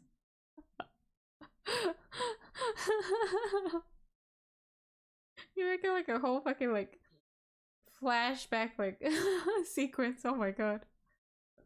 Like no, no, Christmas, the parrot. It's like a whole trauma section. You get a new name for a favorite once mentioned detective. Rip Lisa? Who? Wait, huh? Which detective? Huh? Not gonna lie. I'm blanking out now. All that thinking about accents earlier, I'm not gonna lie. I'm genuine. It's like clean slated my brain. just because I think it was solely because of one comma's BGM. I'm not gonna lie. That shit does stuff to your brain if you just let it like fester in your ear. Yeah. You don't know how much this means to me. Yeah, keep it down, will ya? For both of our sakes. Of course, Detective, I wouldn't wish to put your livelihood at risk. Now, to sample these treats. Detective, I apologize for putting you in a tight spot. I didn't do it for you, it was my call. Guess you're not such a bad guy after all. Oh, the sweetness. I feel like a man reborn. Well, they're your handiwork, Judy. Yes, how were they?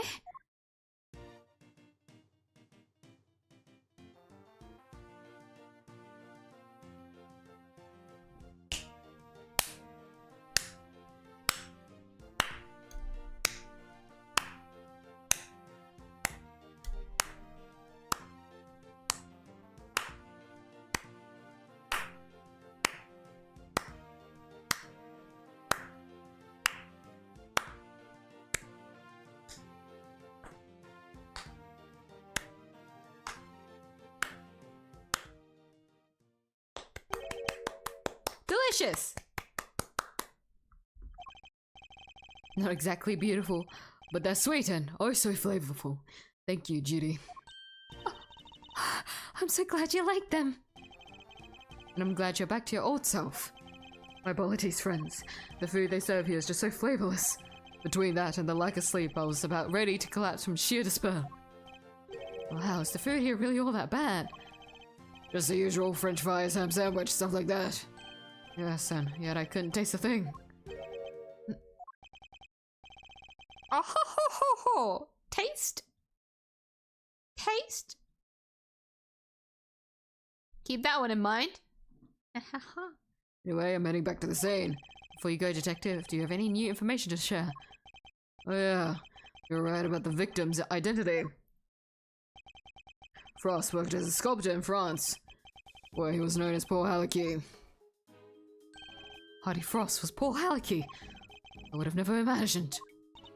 Poor Mr. Hallecky. The famous French sculptor wasn't a Frenchman after all, huh? This all would certainly explain why Mr. Hallecky was such a recluse and refused to show his face in public. He was busy working on his greatest masterpiece, apparently. A bunch of zodiac statues. He's gonna finish them now. Never finished his greatest masterpiece? Nah, seems he was making statues for each season. But he never got around to the winter constellations.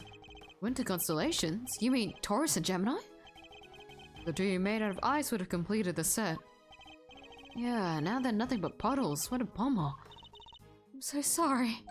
Oh no, Miss Pound, I wasn't blaming you. One last thing, seems he had himself a bit of spending habit when it came to his work. Every statue cost him millions to make. Which means he was always strapped for cash. We're checking to see if there's any chance someone caught in a debt. I guess not even famous artists are safe from money problems. Do you have any idea why he entered the confectionery contest? None. Guy didn't even tell his family. I see.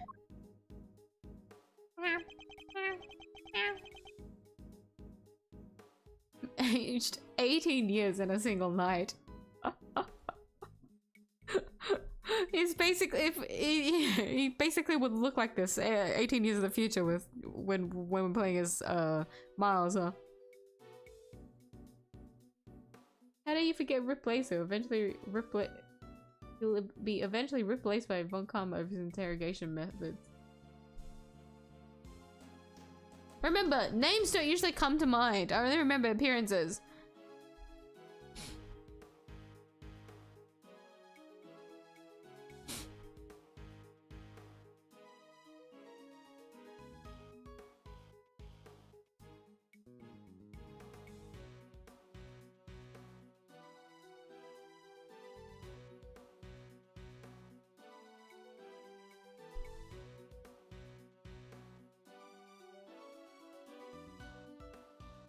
Wait, hold on.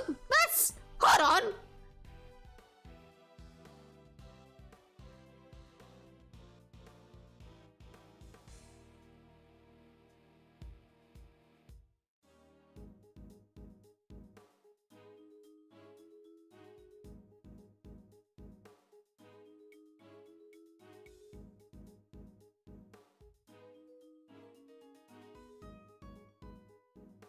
Okay, I think we do get we do get a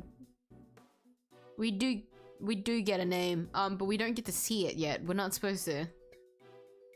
I'm not supposed to. Fuck me, dude. Ah, shit. Yeah, because he's faceless. Yeah. Fuck. I'm closing the tab. We'll get to see it. We're gonna see it.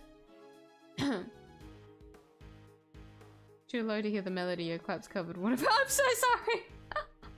The game is too loud on my end. Should I make it louder on the stream?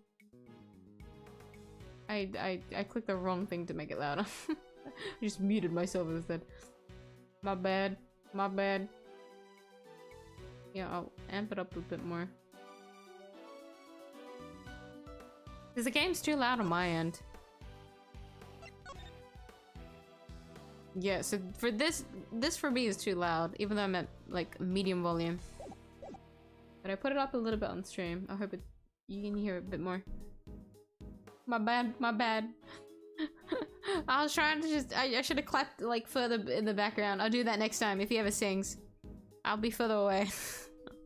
I'm sorry, Samson. I really gotta get going. I'll go fetch another guard, but I can't be hanging around here any longer. As a detective, we'll see you again shortly. Let's catch up with good old Tangaroa, shall we? He's a good man. He certainly is. And an uncompromising one. Somebody who can be trusted to stand up for what he believes in. And to scare the pants off of anybody new he meets. Huh. Now, you're going to tell me about what you learned yesterday. Of course, allow me to give you a full report. Thank you for that, and allow me to apologize on Judy's behalf. I'm so sorry. It's fine, Mr. Tangaroa. As I told her yesterday, the important thing is that we learn the truth in the end. Now, would you mind if I ask you a question or two? By all means, I'll gladly share all that I can. Contestants. What can you tell me about the contestants who took part in the final round of the contest? Oh my god, my leg. Well, let's see. There was Miss Scone. I loved her design concept. Unfortunately, her entry was in violation of the rules, so I had to disqualify her. Mr. Gusto's creations were a perfect balance of flavor and design, at least up through the semi-final. But disappointingly, his entry for the final was subpar on both counts. And there was actually something a little unusual about his entry for the semi-final as well. Which was, it tasted identical to Mr. Frost's. It may have looked different, but I could have sworn I was eating the same thing. Huh? What exactly did his work look like? Oh, there should be a photograph back at my mansion. I'll show it to you later, Miss Edgeworth. Much appreciated, Miss Bound.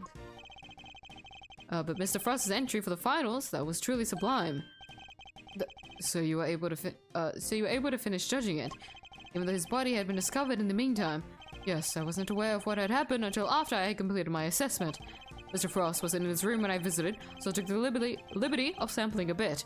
Part of the lie, I believe. I've never tasted anything like it. It was like a dream. I was so moved that I burst into song. I'm sorry, but are you saying that the liar tasted good? I'd like to hear more about that if you don't mind. Hi, Erden. How are you? I see you. You're quite sure it was the lie you tasted when you sampled Mr. Frost's work? I'm certain of it. It was part of the Gemini sculpture, which was the only sculpture in that display case. Mr. Tangaroa, would you mind taking a look at this photograph for me? So the part you tried was the lyre, the one shown here without any strings. Oh, there were strings originally. That was the part I ate. So strings were missing because Mr. Tangaroa ate them all, and he enjoyed them. Miss Scone told us she ate a part of the lie as well, but she said it was far too salty for her to finish. Then it's true. The truth is, I've suspected for a while that there might be something wrong with my sense of taste. Something wrong? How so exactly? It's a taste disorder categorized by an inability to detect salty flavors, and I suspect I've been suffering from it. I eat so many sweet foods on a daily basis that it took a while for me to even notice. There's no denying it now. That would explain why the food here seems so bland to him. What? But your taste buds are your livelihood. Even if there was some long-term treatment options, I highly doubt a total cure for your condition exists. Nevertheless, you should put in a request to the police for a proper evaluation. Oh, that won't be necessary. I have a recipe for a cure back at my mansion. You do? I do. You can take a look at it for yourself if you like. Samson, we can't show that recipe to just anybody. Judy, Mr. Edgeworth is hardly just anybody. He's my attorney, and I have no secrets from him. Yes, you're right. Of course, if that is what you wish. On Earth is a secret recipe for a miracle cure that they've been hiding.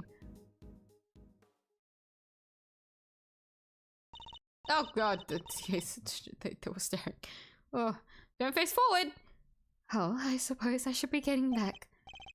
Right, we'll be right behind you. Judy? Yes, Samson?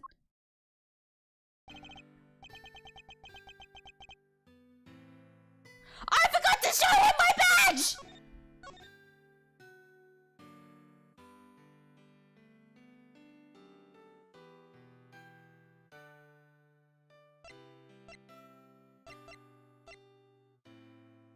I think there's an autosave. Hold on.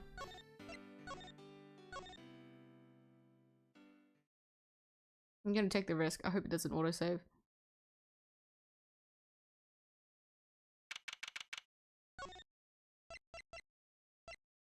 Can I turn off autosave, actually? Isn't autosave like something you can't turn off?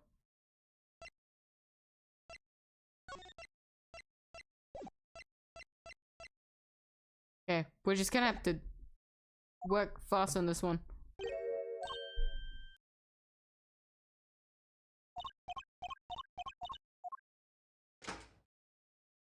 You have to do this whole sequence. I'm sorry! I forgot to present! No, I forgot! I'm sorry! I'm sorry! I'm sorry! I'm sorry! I forgot to present you my badge. You're the only person I haven't presented my badge to. I completely forgot. I didn't think we'd leave so quickly. That's why. I'm sorry. I'm sorry. I'm sorry. Yes, we have something to give you. My badge first. Yeah, he's not gonna say anything. Okay.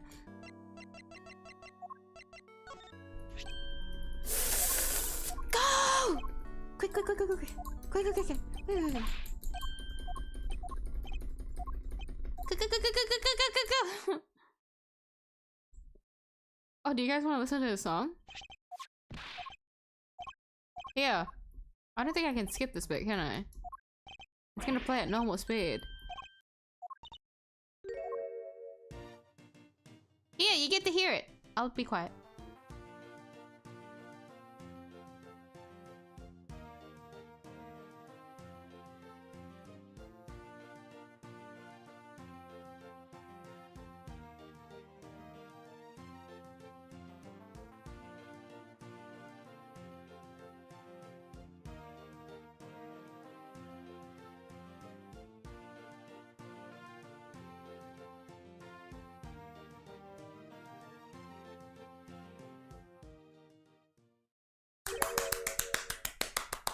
There you go. This is the correct timeline. You guys were able to listen to it properly. Emotional scene is important, but badge even more important. I just had that realization. I was like, I feel like I'm missing something. And then when everything wrapped up, I was like, wait. My brain had like a massive pause moment. Hold up. Hold up. Bye, detective. You can fuck off quickly, please. I need to present my badge. I'm gonna lie, I can't remember who I presented my badge to in this case. Just because we keep going back and forth to like the past and the present. So I can't remember who I presented my badge to. I don't think I presented anything to... No, we haven't really like technically investigated as Miles, like walked around investigated as Miles, have we? The only memory I have of it is like the start.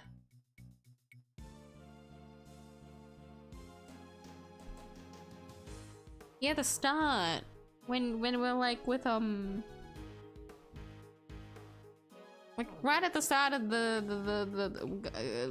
us going into the autumn wing with as Miles. No, winter wing as Miles. I'm getting mixed up now.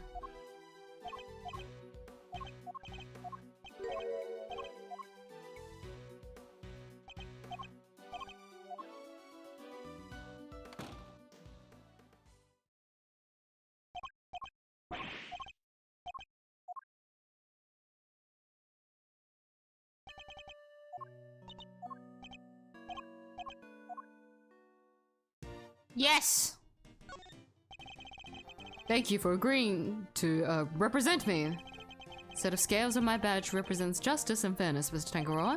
If you truly are innocent, justice will be served. We will see to it that you will get a fair trial. But until then, I'm going to need you to sit tight and trust me. I will, and I do. Thank you. That was just sweet!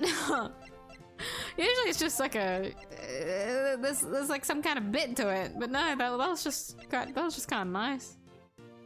What the hell? It was just a man with unwavering like respect and trust for another. Like what I have nothing to say. Okay.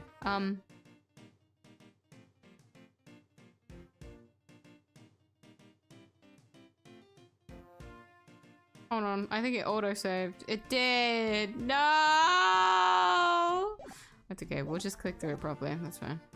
Yeah, I'll save here now. Just in case I do need to, like, present him something again.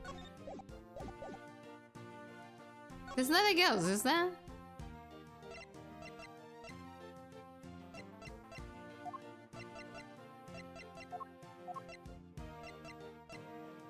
I mean, you could, like, press him about a few things, but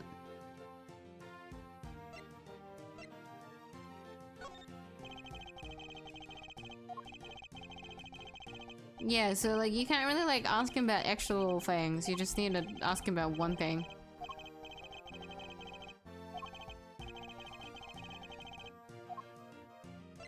He has nothing to say.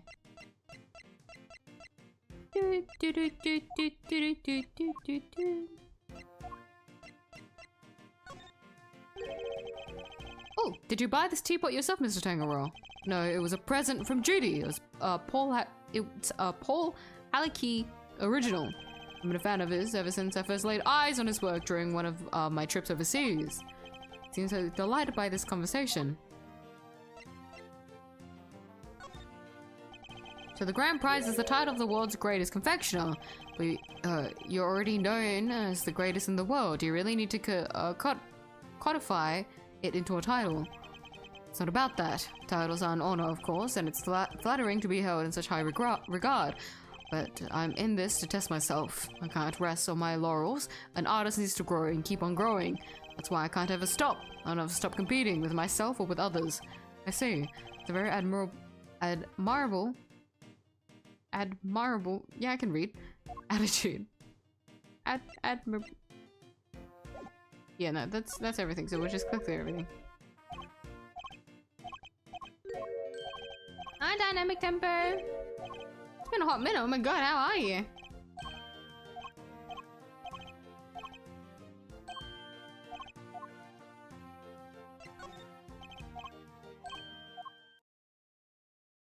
And we figure out he doesn't have a proper sense of taste anymore, but there's apparently a cure for it in a book. There'll be something wrong with my sense of taste. Something wrong. How so exactly? There's a taste disorder categorized by inability to detect salty flavors. I've been suffering from it. Ate too many sweets. Why the food here seems so bland to him.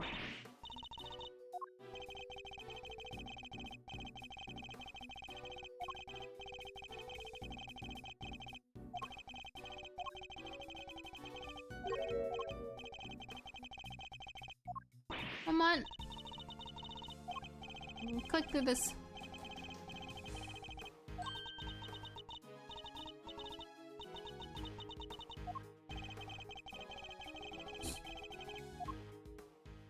Okay. This is the correct time. We've done it. Good job. Oh wait. point saving it. Just in case I do need to go back for some god-awful reason. Yes, Samson.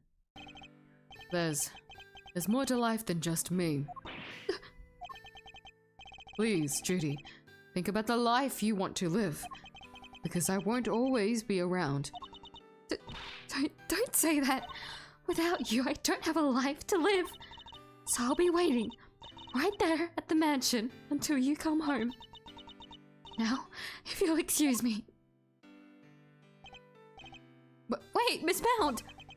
Judy. Sorry, I interrupted that very, very emotional scene, Judge, just to present a badge.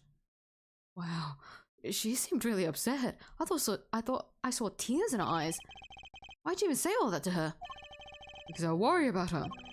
You can't keep putting my needs ahead of her own. What do you mean? The Haligi collection, the candy making. All because she thinks these things will make me happy. She never thinks about what she wants, what she likes. I just want her to be her own person and to choose her own destiny. The last thing I want is for her to miss out on all that life has to offer because of me. I guess that makes sense. Hold on, let me adjust my chat. He really does see her as his own child. What parent wouldn't want their child to walk their own path? What parent wouldn't do everything they can to protect them? I know exactly how he feels in this moment. I think I've asked of you everything I can for now, Mr. 𝐢𝐴. We should be getting back to the scene of the crime. Oh, you're leaving. I see. I suppose I'll be going back to the interrogation room for another session. Ah, yes. We'll have to do something about that. You speak to the police for me. That too, but I'll be putting something else in place as well. An ace up our sleeve for when the time comes. I look forward to learning more. I'm counting on you, Mr. 𝐢𝐴. We'll be back to brief you, Mr. 𝐢𝐴, every day. And Judy too. Thank you, Eddie. I look forward to it. Mr. 𝐢𝐴, the interrogator will do everything in his power to extract a confession from you. I hate to see an innocent man suffer like this. But please, you have to do everything you can to hold out. If you can't, Mr. Von Karma will use that confession against you for as long as this case lasts. And it will make it that much harder for me to save you. I understand, and I'll try. I won't give up until you're out of there, Mr. 𝐢𝐴. You have my word on that.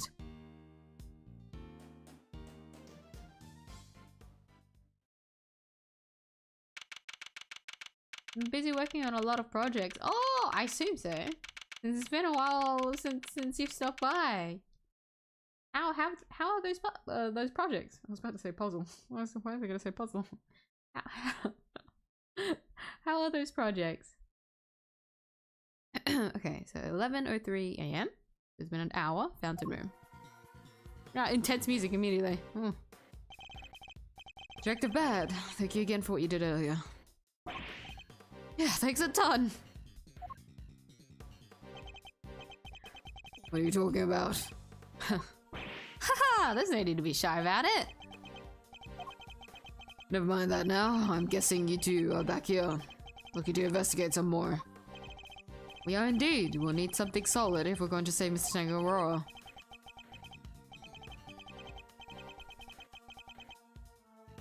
Excuse me. Well, I hate to break it to you, but apart from this room, the whole place is on lockdown. What? But we need to see those other rooms. This Mr. Von Karma's drawing, I presume. Who else? Haven't seen the autopsy report yet either. Guy's probably got a hand in that too. Don't expect to speak with anybody except us cops and Miss Pound. Everybody else is gone, and I doubt Von Karma will be handling out phone numbers. This is all just a game to him? Why does he have to go so far? So what's your plan of action, detective? Same as before, do what I can to help you uncover the truth, like I promised. You have my gratitude. Just you wait, Mr. Von Karma. We're gonna beat you and we're gonna beat you and your bag of dirty tricks. Detective, may we conduct a brief investigation of the area? Sure, but like I said, everywhere else is off bounds. Probably won't be seeing those rooms again. It's fine. As long as there's at least some way of continuing our investigation, we'll make do. Finally, an investigation. Now I save, because I don't think there's anything else that I need to do back here. Okay, so we'll go from left to right. Let's start with Fender. Moment of your time, Eddie. Sure thing, Missy. What's up? Can I finally present you my badge? Real attorney's badge. I'll have one of my own one day, just you wait and see. Well, just remember that the scales represent justice and fairness. It's not enough to simply wear the badge. Your job is to prove yourself worthy of wearing it. Yes, sir. I should make sure to set a worthy example. So cute. Okay. About the incident. Do you have any thoughts about the case? Oh, you bet I do. Mr. Tangarora's amazing display being used to store the body. Miss Scott's beautiful dreamscape being used to store the murder weapon.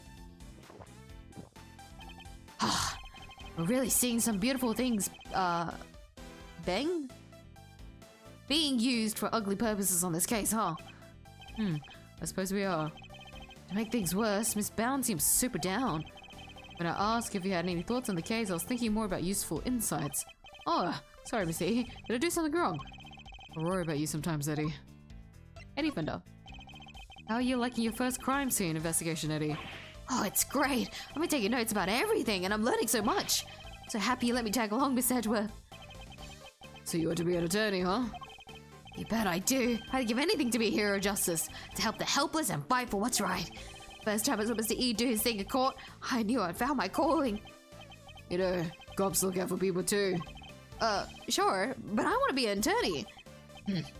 Well, good luck to you. I got the feeling Detective Bad might be pinning for an apprentice of his own. Glad we were able to listen to his music for a little bit. Well, in the past anyways, we get to hear it plenty in the future. I mean, present. It seems these instruments are used on Mr. Tangarora and Miss Bound's TV show Bake and Bop. Some of the few things in here that aren't made of candy. Is it just me, or does the detective seem a little disappointed? Oh?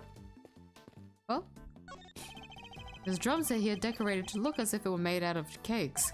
They must play it on Bake and Bop. Detective, about these drums. We already checked. There's nothing inside any of them. And no sign of anything having been put inside or taken out either. They're not relevant to the case. You've already done your homework, I see. I may like lollipops a little too much, but I'm no sucker. That was a good one. Okay. A Santa Claus statue. Is this made of candy too? The door leads to Tangarora's room, so yeah. Could be he made that thing too. Speaking of Santa, that reminds me. I still need to find a present for Miles. You want an attorney's badge?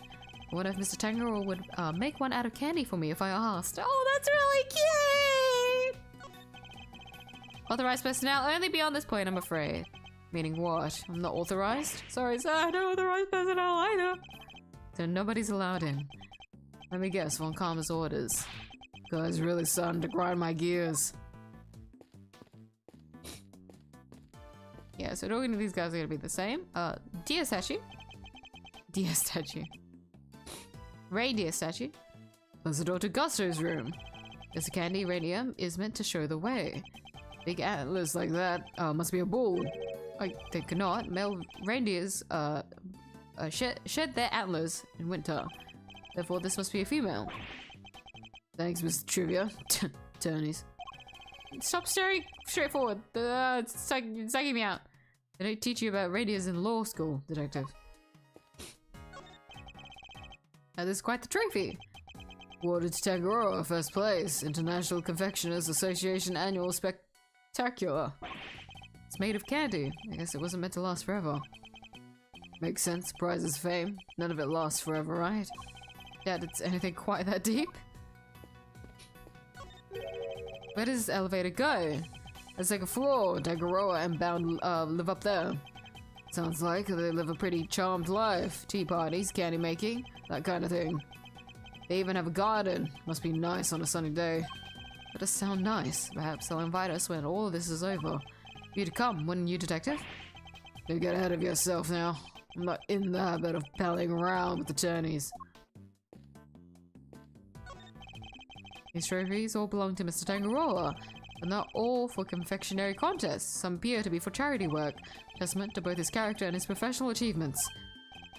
What's this one here? In recognition of Bacon Bop's long-standing achievement in making children's dreams come true. That's so sweet, it's got me wanting to watch it.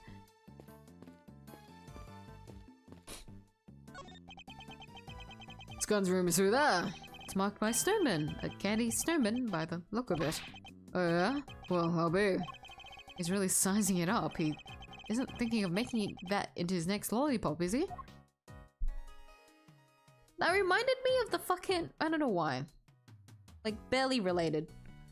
The fucking Olaf ice cream? I don't know if you guys seen, like, how fucked up some of them can be. Like, character ice creams can get really fucked up. But I remember, like, the Olaf one getting, like, really viral at some point or something. It was really funny. It's a Christmas tree made from candy. These candy sachets have everybody on edge. Let's get in here. That's our scene ruined. Guess it would be pretty disastrous, I suppose. Oh, there's Judy. There's a lie here, and some markers designed to look like ice cream cones. It's so well made that it's hard to tell what's candy and what's not just by looking. I'd reach out and touch them, but then I'd be disturbing the crime scene. Hands off! Already checked them out. They're real. Check them out. How exactly? Did you manhandle vital evidence, detective? I didn't touch them. With my hands, at least. Did he? Never mind. I don't want to picture it. He's just doing his work, you know? Miss Bowen, we're here to continue our investigation. Oh, Miss Edgeworth, I'm so sorry about earlier. She's still looking kind of down in the dumps, Mr. E. She must have been greatly taken aback by what Mr. Tangaroa had to say. On the photograph, the semi-final entries for you. Yeah, it's all yours. Wow, Miss Scone sure knows how to make a cute cake. Yes, Samson loved her design for that one. And he loved the designs and flavors of Mr. Gusto and Mr. Frost's entries too. Only problem was, as Samson mentioned earlier, they tasted exactly the same. However, their respective entries for the final tasted nothing alike, it seems. Was there anything else of note that changed between the semi-final and the final? Nothing major, but I guess there was, one thing. Mr. Gusto's son was always here with him throughout the contest, but he was nowhere to be seen during the final. Why would his son come and hang out at a contest venue of all places? You're sure you're happy for us to keep a hold of this? Of course, hope it helps with the investigation. Semi-final entries. Frost and Gusto's creations had different designs but tasted the same. Oh, and I also have the book containing the recipe for the cure Samson mentioned. We've seen this book before. There's the chocolate frame in Tangaroa's room. That's right. He put it on display there so that everybody could see the grand prize. What? The cure is in the ultimate cookbook? So it's not a book of dessert recipes, I take it? Oh, no. We told the contestants, of course. But I guess nobody told you yet. The contestants all knew what the ultimate cookbook was this whole time. Ultimate Cookbook, a book containing formulas for creating a cure for taste disorders and other chemical and pharmaceutical items. I'd like to hear more about the cookbook if you don't mind, Miss Mount. After we investigate the scene, because I'm a little bit terrified that we'll miss out on some things. Statues on the fountain depict cherubs enjoying some chocolate fondue. Well, like his work, apparently. Gotta hand it to him. It looks so real. Detective, are you saying you've personally seen cherubs before? Turnies, always poking holes in people's words. Did I do something wrong? Hold on, can't we talk to this guy? Hold on. Excuse me? May I ask what you're investigating? Sir, I'm analyzing the fountain water to see what might be in it, sir. And what did you find? Chocolate and what looks like kind of flavorings and colorings used in frozen desserts, sir. Composition of the chocolate seems to be the same as that of Mr. Tangaro's works. And the flavorings and colorings match the profile of those used in Mr. Frost's ice sculptures. Those little rivers flow from all 4 artists' rooms right here to this fountain. Guess that's how the stuff from the melted sculptures wound up in there. And that's not all, sir. We also found blood. What? Why is there blood in the water? Think back to our investigation of the murder scene, detective. It's because pool of blood that should be here is clearly missing. Remember anybody mentioned they removed the blood along with the body? Cafe Hunter still needs to be finished. I mean, what's the saying? How does the saying go? Oh no, I blanked on it. It takes time to perfect things. Completely makes sense. Have you been able to make any like new progress on it? It's been so long now.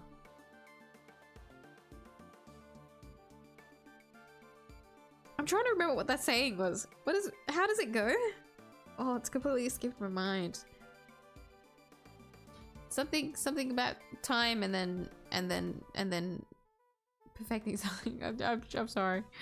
My brain. Flashback. Victim's blood was mysteriously absent. This was part of the chocolate chest it pulled on. I believe that the blood probably belonged to... Can't we assume... Oh my god, I forgot. Fucking Von Karma's face is so strong. Take that! The victim, huh? I'll have the guy compare it with the blood and the murder weapon. Not the noise. It's a match. The blood in the fountain is Frost's. Why would someone want to send the victim's blood downstream into the fountain like this? Victim's blood!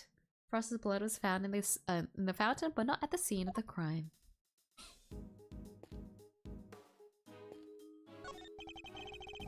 Side shows which artist's work is on display in which room. From left to right, Mr. Tango, Mr. Guster, Mr. Scott, and Mr. Frost. Incidentally, this sign is also made from candy. What are they going to do with all this candy? Was somebody going to eat it when the contest was over?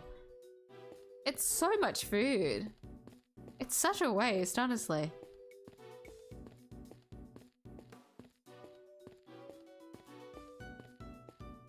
Yeah, I think that is everything before I go talk to Miss Bound.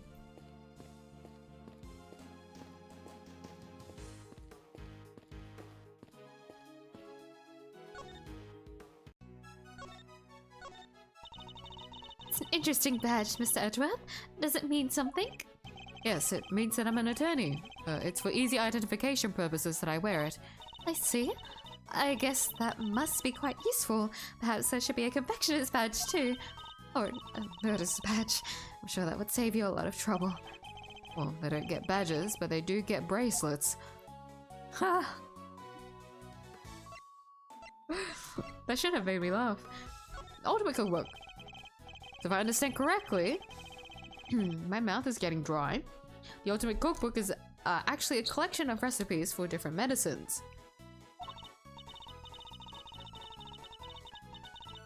Exactly, or rather, totally new medications. I haven't made it to market yet, to be precise. To the right buyer, a pharmaceutical company, for example, it would be worth a fortune. Well, why make that the grand prize in a confectionery contest? Mr. Tangaroa is the sole heir to the Tangaroa family fortune. Perhaps you heard of the Tangaroa Group? The Tangaroa Group? I think I've heard of them somewhere before. It's a major pharmaceutical corporation. Sells all kinds of pills and poisons. Oh yeah! That new Cold Killer Pro has been making some real waves since it went on sale. I always reach for a Cold Killer when I'm feeling under the weather. Which is never as far as seen. I'd like to hear more about the Tangaroa Group if you don't mind. Tangaroa Group. Writes philosophical quotes. Meanwhile, her luck rolls are now on. Stop! If we all turn this into a fucking RNG, fucking, oh no, a roll, no!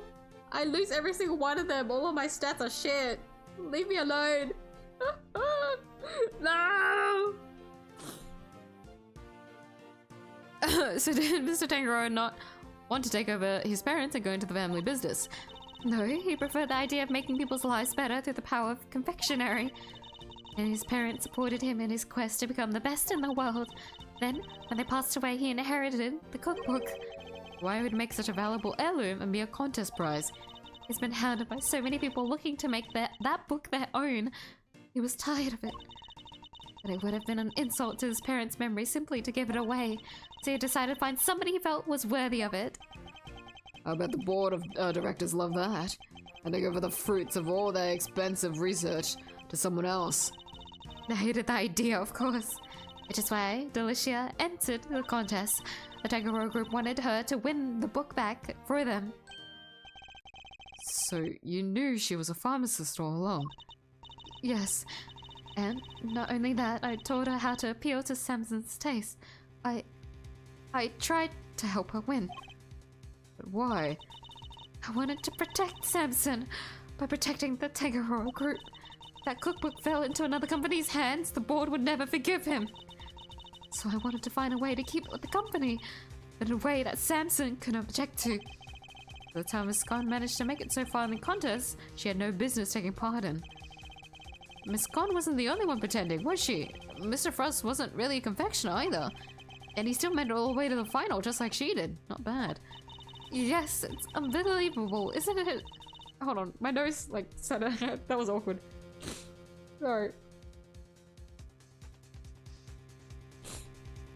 Why can't I breathe? Ugh. It's unbelievable, isn't it? Such a talented sculptor and a gifted crafter of desserts too. Gifted indeed, judging by the standard of his work in the final.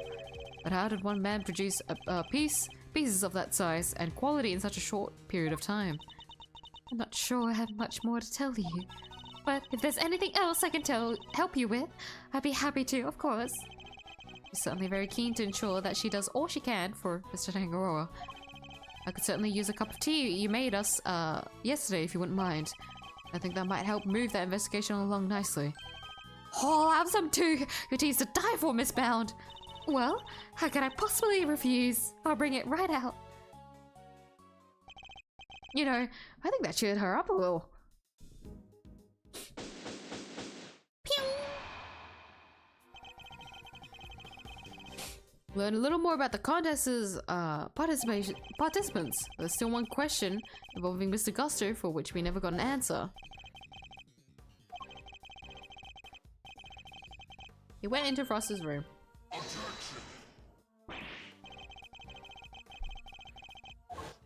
Excuse me. What's he doing in Mr. Frost's room? That's not all. I also have questions about the work he submitted for the semi-finals.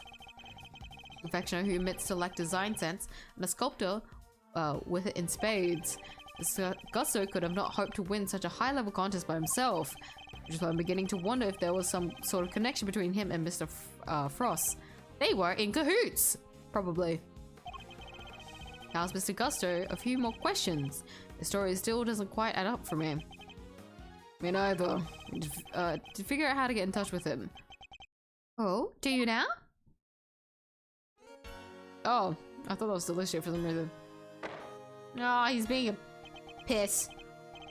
Good luck with that, because I have no intention of allowing it. Mr. Fuck.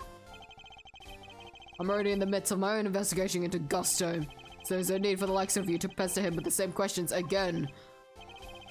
Tisk. I will, however, be happy to answer any questions you might have. Seems dead set on preventing me from talking to Mr. Gusto, in which case, fine. Allow me to repeat. What was I reading? Allow me to take you up on your offer. Very well. What is it?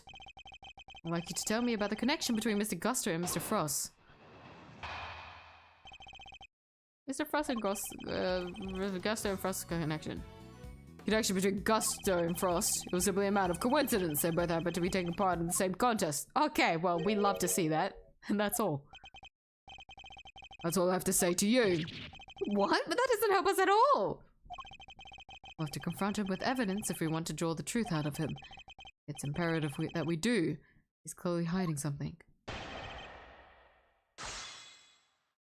I love a two-statement testimony. Yes, there must have been a connection of some kind. And if you would cease your baseless interruptions, I will happily tell you what it is. In this world courtroom, I would have you removed for contempt. Isn't that solely the judge's purview? Yeah, Judge Von Karma would probably have dancing to his tune. What? Even judges are scared of him? It'll be an easy trial, that's for sure. Please, Mr. Von Karma, continue.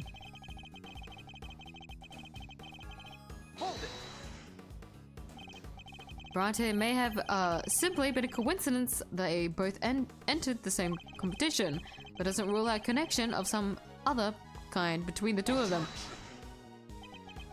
I hate to repeat myself, but if you do not have any pertinent evidence, then kindly keep your mouth shut. Guess I'll just do as he says for now. At least until I find the evidence that proves Mr. Guster and Mr. Frost's connection. Still, the look in your eyes speaks volumes. We'll go on then. What are you trying to say? Make a mind, will you? Should I keep my mouth shut or not? Mr. Von Karma is keen to keeping us away from the truth. I'm cold. Sorry. I was just out of nowhere. I'm really cold. Let me look at the temperature quickly. What the fuck? I'm so cold.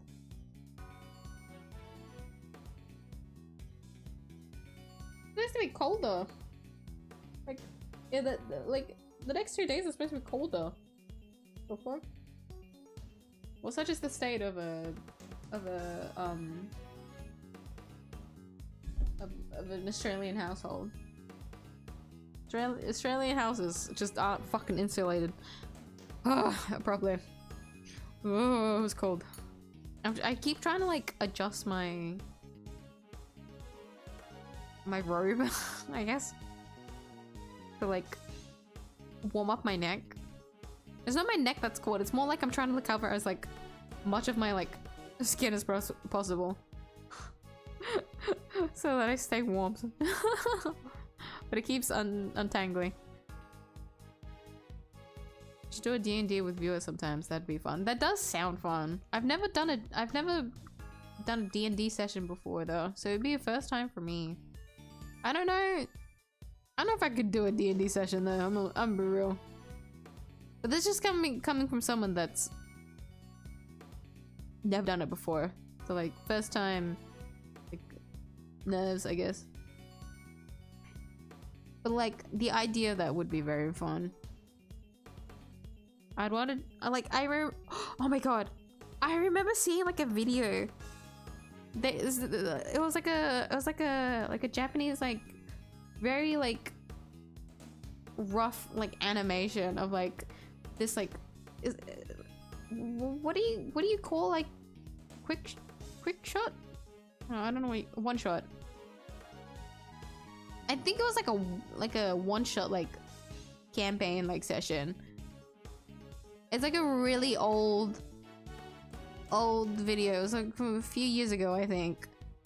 And it was like an animatic of like these like 4 Japanese players that all rolled to be like these little animals, and it was really funny.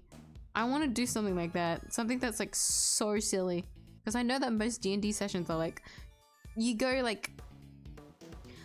unhinged anyways, right? Like that just happens naturally. But I want like a premise that's like really silly, where like you really don't suffer any consequences.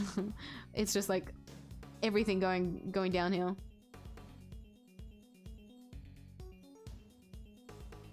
You're wearing a robe. Which allegations added to the list? Added to the list? What do you mean, which allegations? What?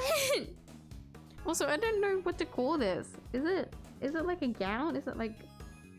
I would call it a robe, because I have the hood up. It's like, you know, like those big, like... Well, I guess like the brand in Australia is called hoodies. It's like that, but like, not really. Because mine isn't a hoodie. Although I do have other ones that are like hoodies. What do you call those? The one that I have at the moment is more like a drape. Like a robe drape.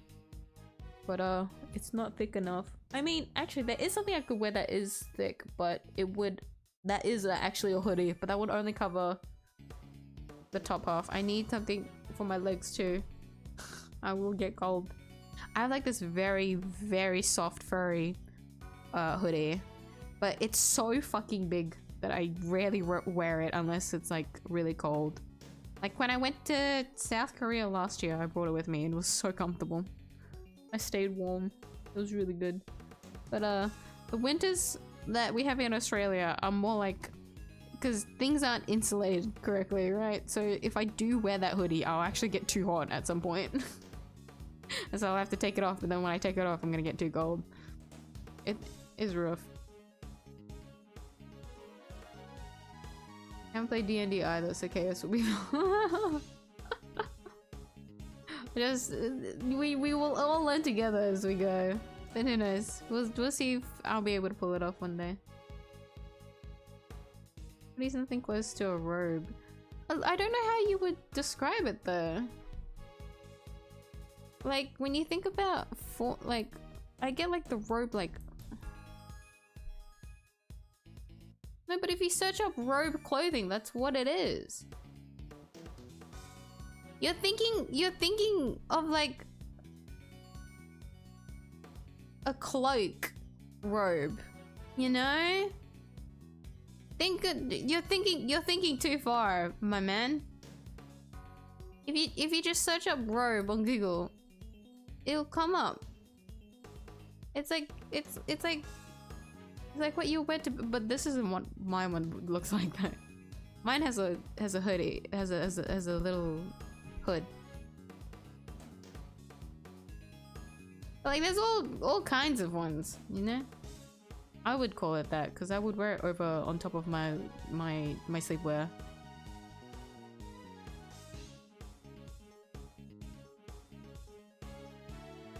Hoodie that covers your entire body. Like a bro, come on. Now you're taking it way too far.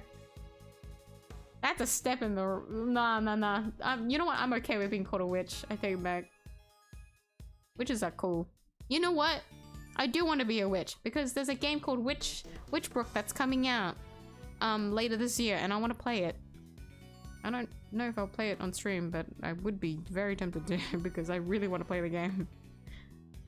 But I might just play it with my— I don't know how the game works though, is the thing. If I can have my own solo progression while still playing with friends, that would be nice. It's a Witchbrook. Point is, there's a game that I want to play that's called Witchbrook, and so I'm okay with taking the witch allegations.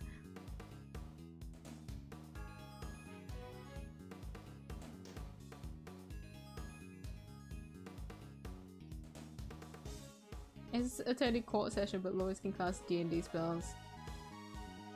Latent crossover spoilers. What the fuck? Ayo? I don't even want to imagine how that, like, ends up. Let's see. Let's click back into the game. Wait, that sounds kind of fun though. If we do a D&D session, but it's just court.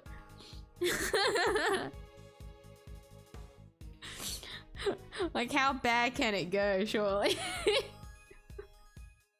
If I were to be in that kind of corset, I want to be like a witness. I think it would be fun to be a witness. I feel like if you're a witness, you can cause like the most amount of trouble. I'm not like straight-laced enough to play as like the prosecutor or the lawyer or like the judge. Like I can't do that. I'd rather be a witness. A witness is more fun. Anyways. Truth must be inconvenient to him somehow. Mr. Gusto and Mr. Frost had something in common. I choose to present the thing they shared to Mr. Von Karma. Oh my goodness.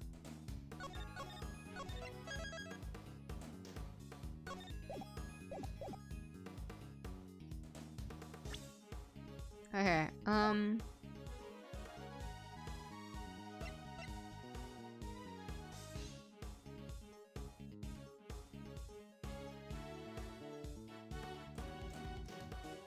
they tasted the same. Isn't that the only thing that we have at the moment that like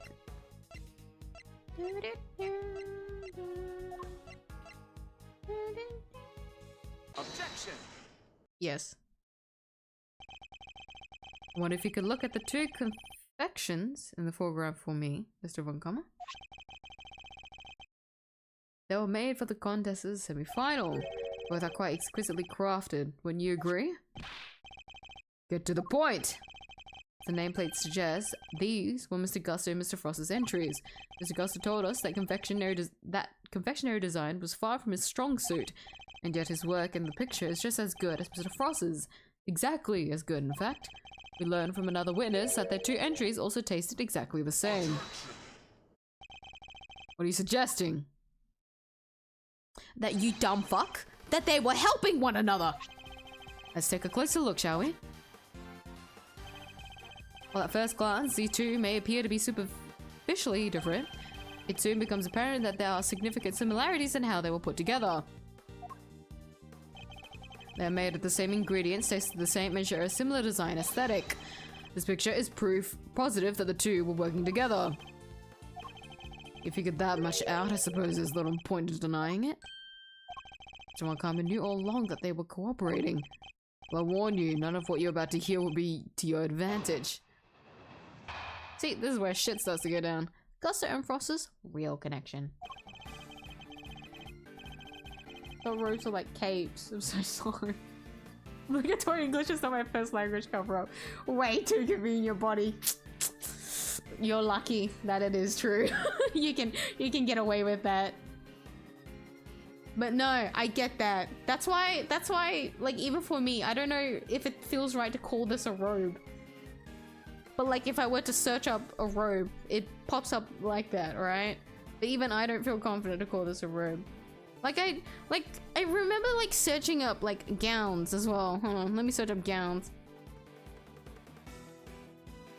Like, when you think of gowns, you would think of dresses, right? But there's, like... There's also, like, gowns for, like... Hold on, sleepwear.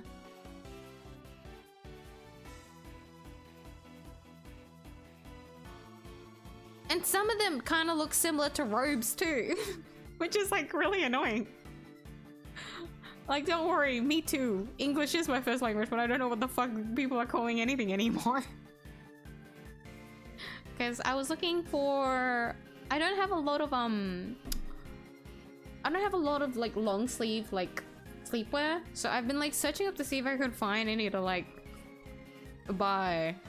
But I want something that's, like, good quality. And also looks cute, right? Because all of my sleepwear are like oversized shirts, oversized like t-shirts. But I do have like sweatpants and stuff, so my legs are fine. It's just my arms. That's why I'm feeling more cold than usual. That's why I have my robe on, right? Because if I had long sleeves under this, then maybe I wouldn't feel as cold. But I don't have many like long sleeve clothing that isn't like for sleepwear.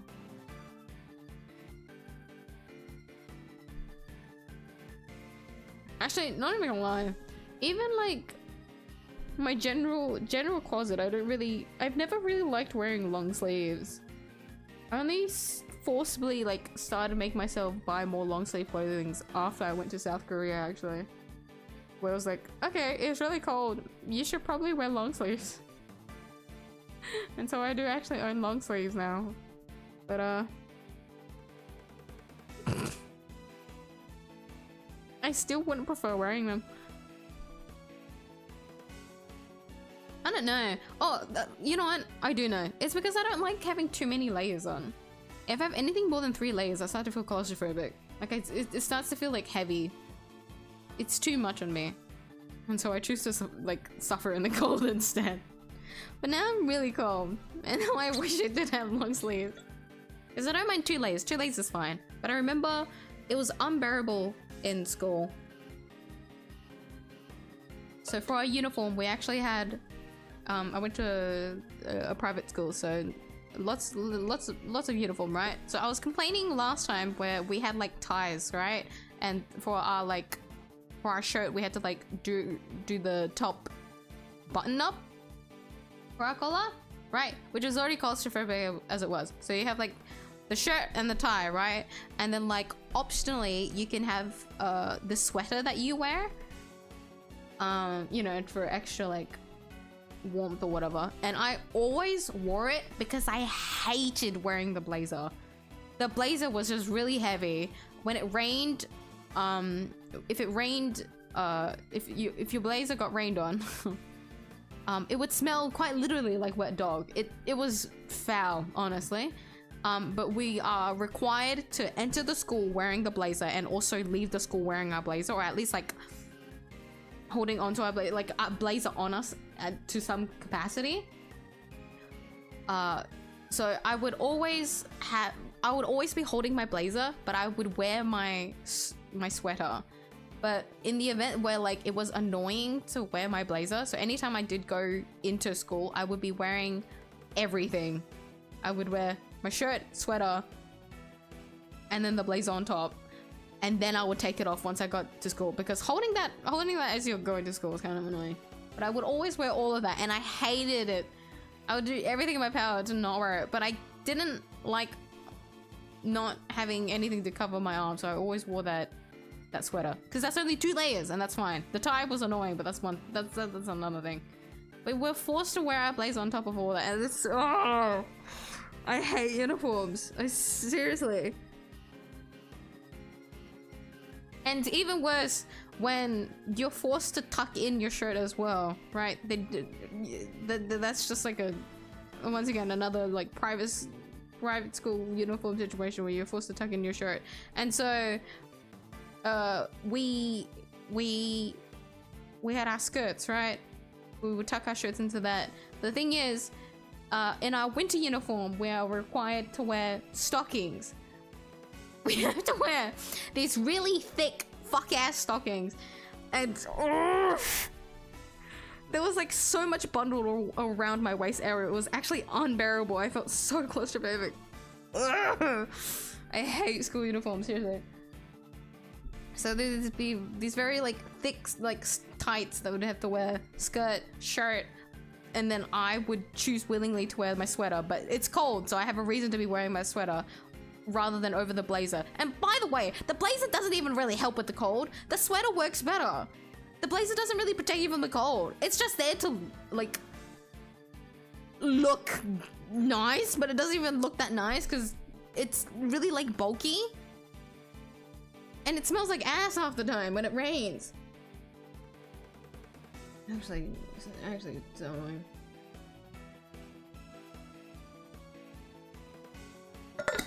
I don't like it. I don't like it.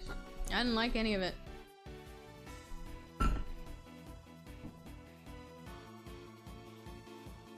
Popular opinion, uniforms are good.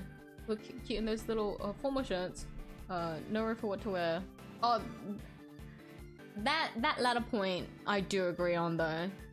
Whenever I hear about like public schools, like my friends that did go to public schools and whatnot, a lot of the worry was like not having anything to wear, and I kind of get that because it's much easier to like organize your uniforms and whatnot.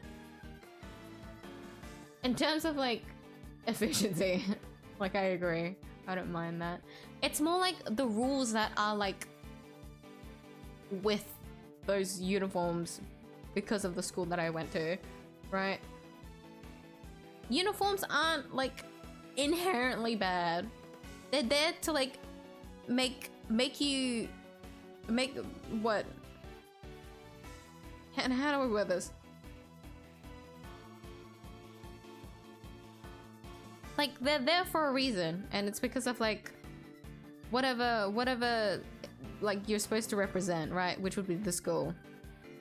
Like that makes sense. Like if you see everyone lined up together in uniform, you all look like neat and tidy and professional and like whatnot. Like I get that idea.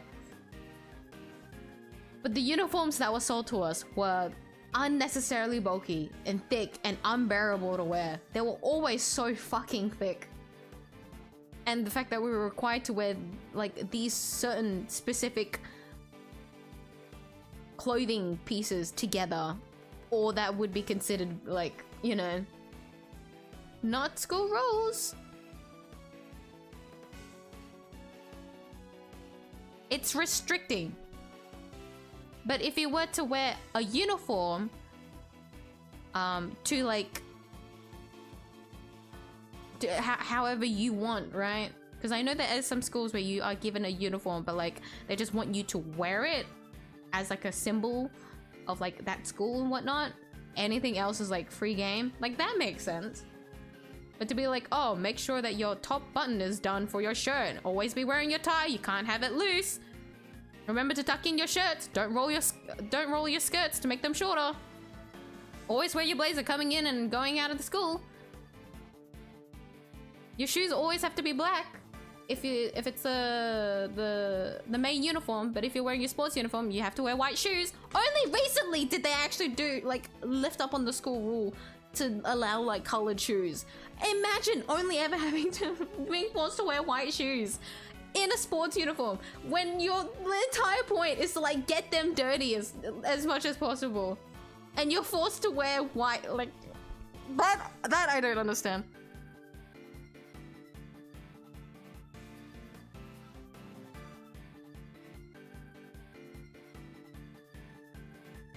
Like that, it's like, I think that's, if you can wear your uniform how you want without being restricted by other rules, like that makes sense. I get that. Then uniforms would be fine. I also know that it's like I know that in South Korea there is like some places where you can actually dress up in like really cute like school uniforms and like take pictures together, because like the school uniform aesthetic specifically is quite cute, just because of like the patterns and like the overall, like if we viewed this from like a fashion point of view, how like the clothing works together, right? Like a collar, like a button-up collared up, right, with a tie. You don't rarely see that unless it's in like a professional situation, a professional like workplace or whatever, right?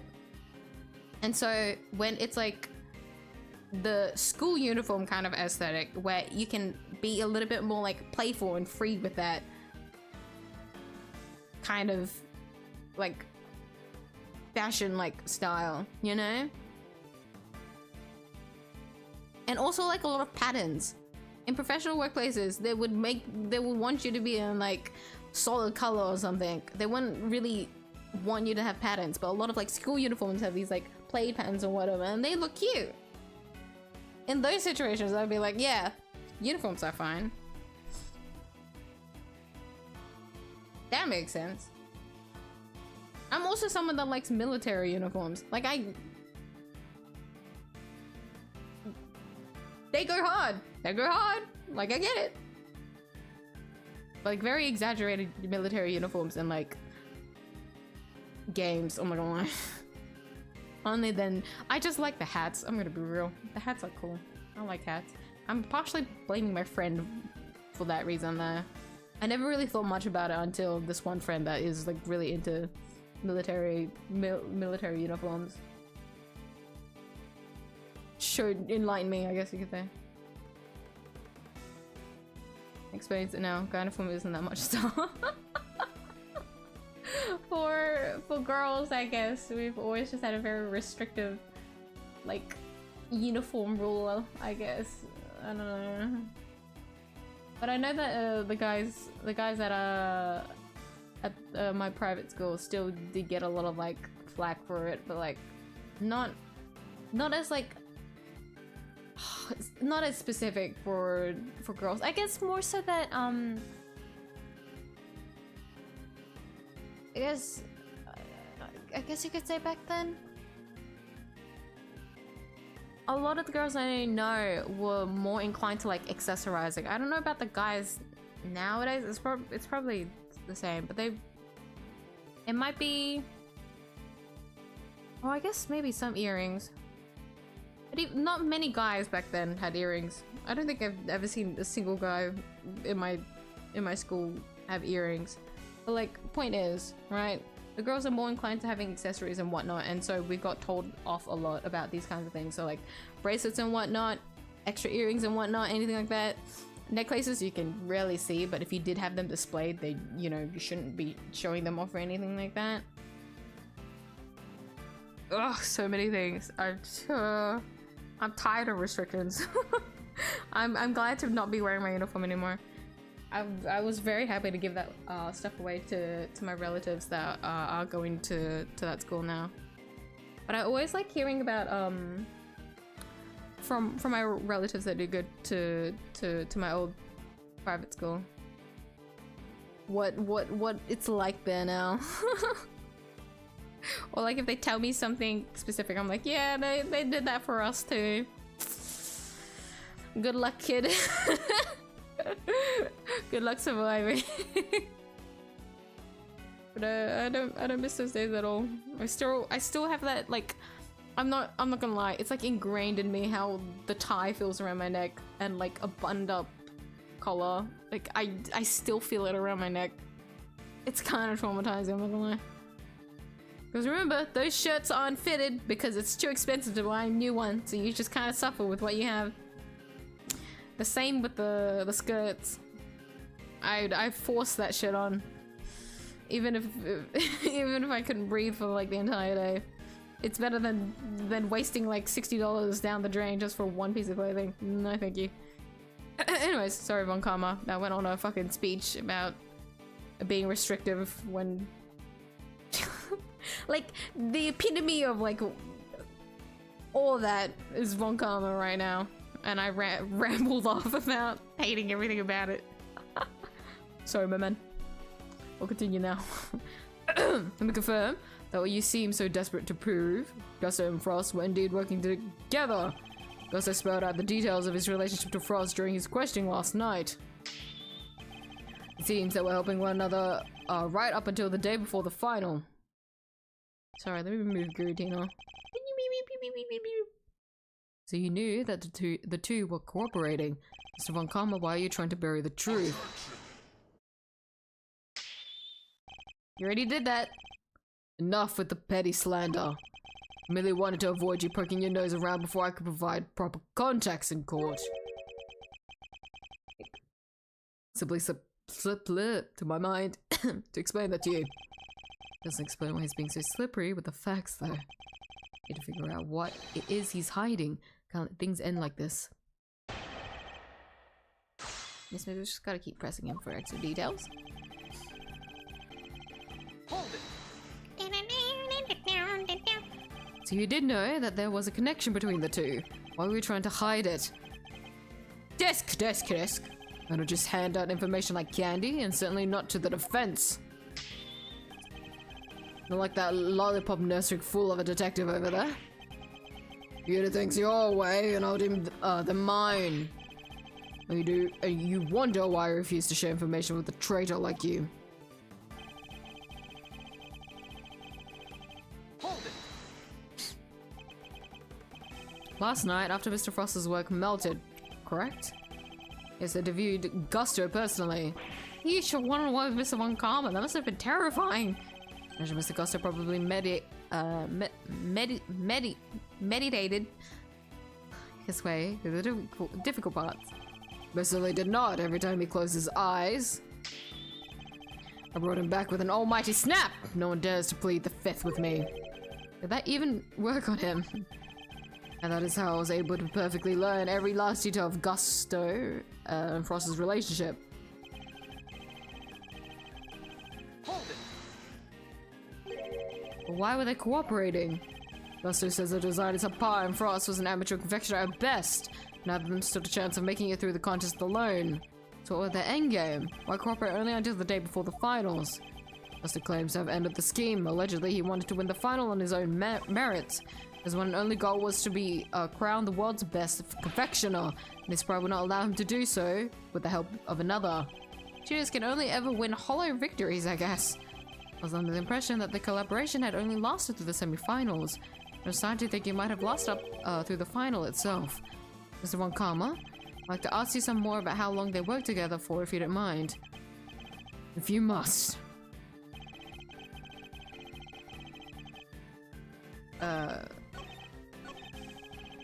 Okay, so it updated, question mark? This is Sapa. It was an amateur conviction right Hold there. it. Before you ask, I'm not objecting to your characterization of Mr. Gusto's design sense. Yeah, he admitted himself he isn't good at isn't all that good. Great. Great. Good. He made what he alleged to be a likeness of me. Just thinking of the abomination he came up with turns my stomach. Again, like the guy's work. Artistically rich amateur and artistically impoverished professional. In a way, it was inevitable that they would wind up working together. Oh, so an updated line just for him to shit talk. Crazy. Really believe that they were cooperating until the day before the finals and they just simply stopped. It seems a little strange to me, wouldn't you agree? I've told you the truth. Whether you find it strange or not is none of my concern. He was concerned enough to try and hide it from me only a few minutes ago there. Which means there must have been a reason for that. Based on Mr. Tangaro's assessment, it sounded as if Mr. Frost's entry for the final was the clear winner. Which means he must have still been working with Mr. Gusto, right? That's precisely what I was thinking. As of evidence that proves that they were cooperating right up through the finals.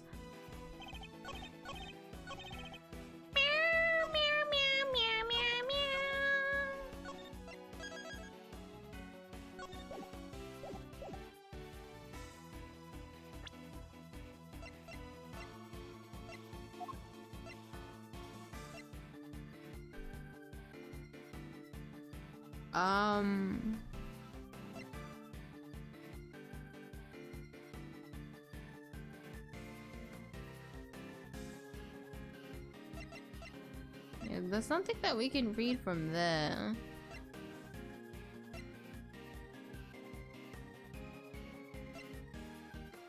Up until the final. Hold on.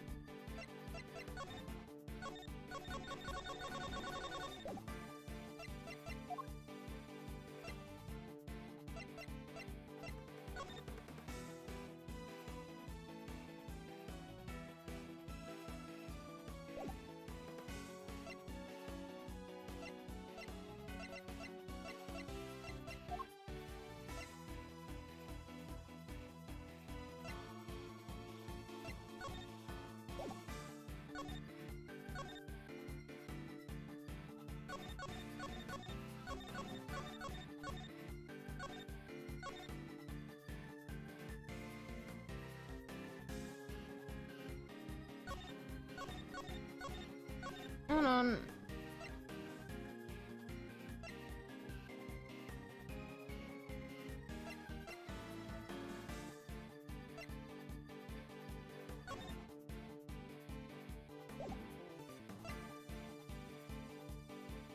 Was scrumptious, except for the liar, which was salty.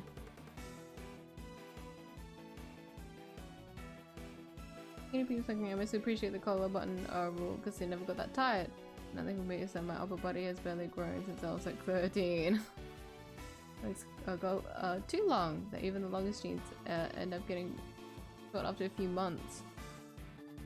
I need to be adjusted for my small waist. Two of me can fit in there. Oh really?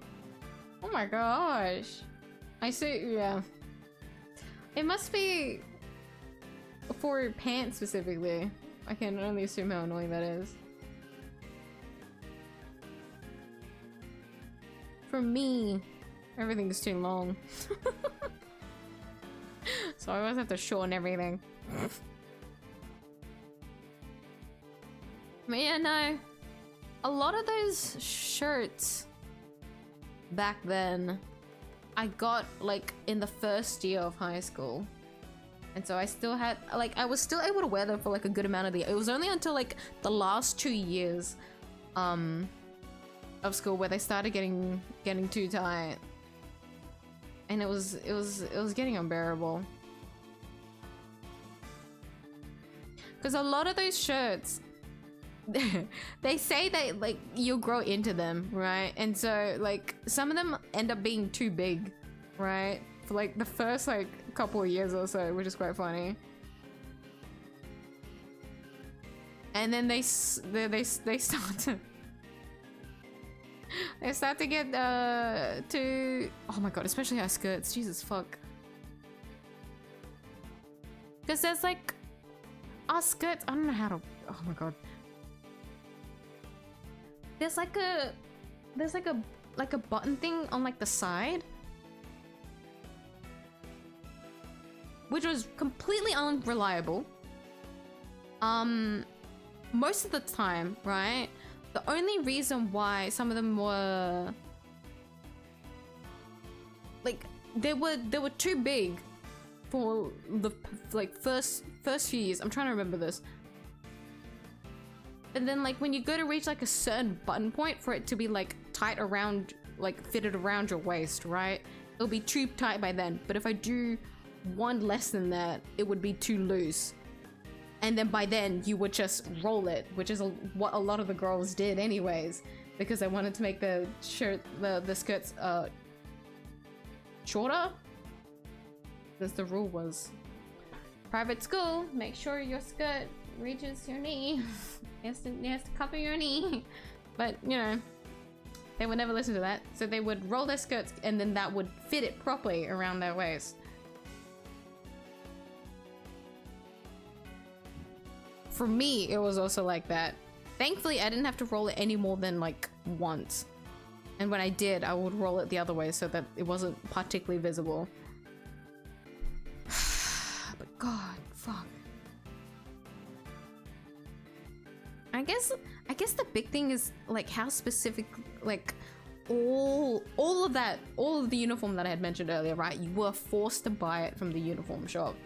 Like the only thing that we have to buy elsewhere would be like shoes. And maybe our tights. For the girls, we can buy our tights somewhere else, but it was better to buy it from the uniform shop anyways, because they had the specific color that our uniform required us to wear. So we can't wear black, it was gray. We had to wear a darker gray stockings. Which was really annoying! And they were really thick. So we had to get them there anyways. And for those that know, tights are very, very inclined to ripping very fucking easily, even if they are kind of thick. And so you constantly get those replaced, and you have to spend so much money on it. But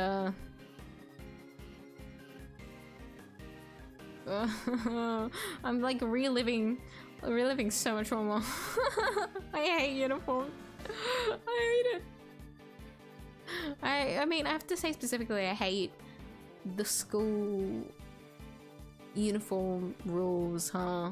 Like, I wouldn't have minded all of that clothing if I didn't have to wear it so specifically, you know?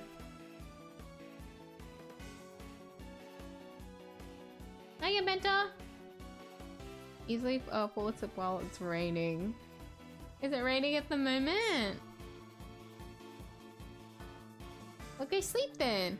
Get like a good long rest then. It's so crazy sleeping when it rains. I think I did that yesterday. Yeah, I did that yesterday. It was raining for a little bit, so I went to sleep. It wasn't a nap, it was like a full sleep. I woke up like a couple hours later. I was like, oh fuck. And I was meant to do 𝐢𝐧𝐟𝐨 story, if I remember correctly. But then I went to sleep instead and wasted my day away. But what can you do? That was the day off, meaning I should get my sleep back.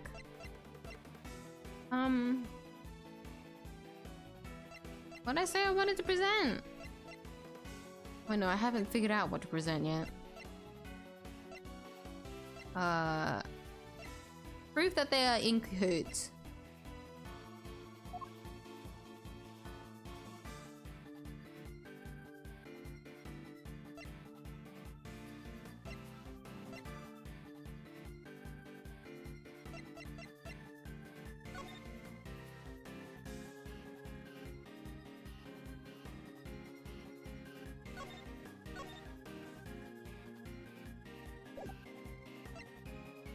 Proof that they are in cahoots.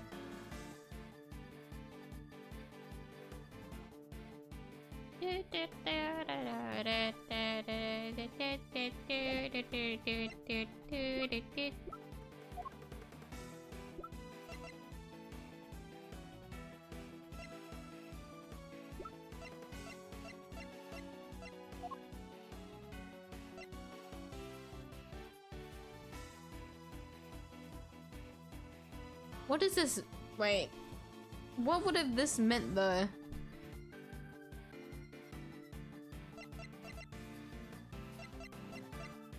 Except for the liar, which was salty.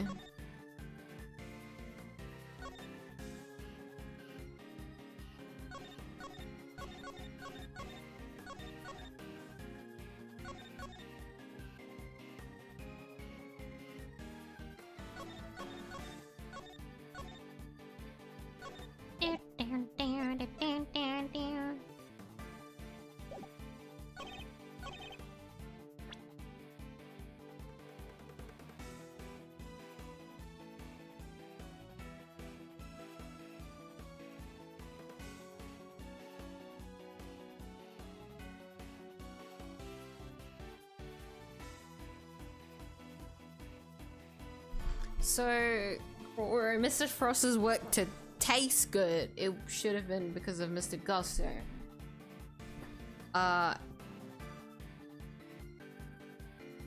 So, is it... Hold on. Is it the blood?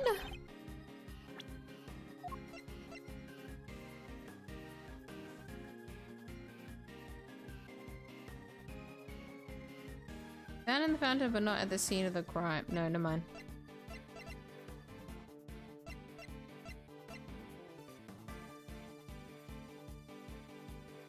Look at the lie, which was salty.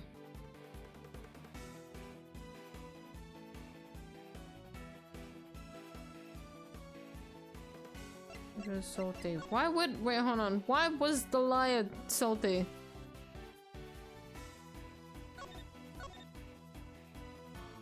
How could that have happened? Hold on.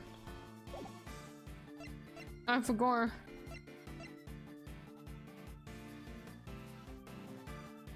But we know that his sculptures tasted good, so there was no way that could have been the case. We can still present this, no? Objection! I just woke up. Oh, you can't fall back asleep now, huh? Either way, I completely get it. Even though it's so cold, it's not raining. It's been on and off again. I was curious about the weather on miyuu side. It's been very on and off raining, so sadly. Well, I mean, I guess that's good that we're not getting any like bad storms. Although I'm kind of expecting that to be the case because of how long, like heats were in autumn. Like our rainy season was very late this year. I feel, to me personally, anyways. I don't know. Because anytime I talk about the weather with any of our clients, they say something different. I'm like, am I really Australian? Have I really lived here? I don't think I pay enough attention to the weather, but I feel like I do though. I focus too much on how I feel about it. That's not as reliable. We were working together during the finals. I found that a little hard to believe. Scone is on record as having described Mr. Frost's creations as scrumptious. While he was certainly skilled, I doubt even he could have become a world-class confectioner overnight. It seems far more likely to me that he and Mr. Gusto were still cooperating during the finals. How many times must I explain this to you? Assertions require proof, and one person's entirely subjective statement is not proof of anything. Besides, even amateurs can occasionally make delicious food. Perhaps Frost was simply lucky. My wife, for example, is an amateur whose cooking puts first-class chefs to shame.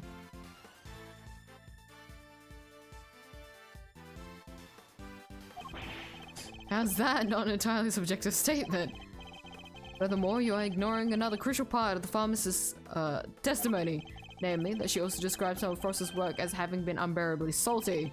In other words, your evidence actually shows that Frost failed to produce the perfect confectionery.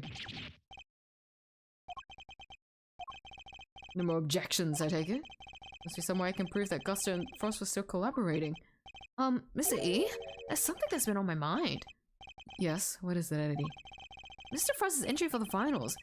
Wouldn't it have taken a while to make? I would imagine so. Taking flavored water, freezing it all, and then carving 2 whole sculptures? Did he really have done all that and helped Mr. Gusto with his work? If it was me, I'd barely have gotten as far as setting the flavored water up to freeze part. I just can't see how Mr. Frost could have pulled it off. Perhaps there's some lawyerly instinct in you after all, Eddie. Your pondering certainly point to another possibility. Huh? Eddie's right. Mr. Frost would have needed to freeze his own large blocks of flavored ice to create his art. There wouldn't have been time to do that during the contest itself.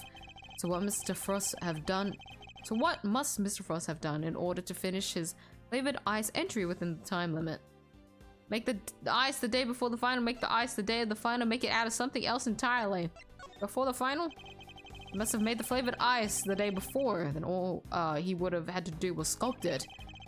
What are you muttering about now? Oh, I'm sorry, I just realized something. That's all. I realize that you're correct. What? Mr. E? Hope you know what you're doing. Oh, accepting defeat at last, are we?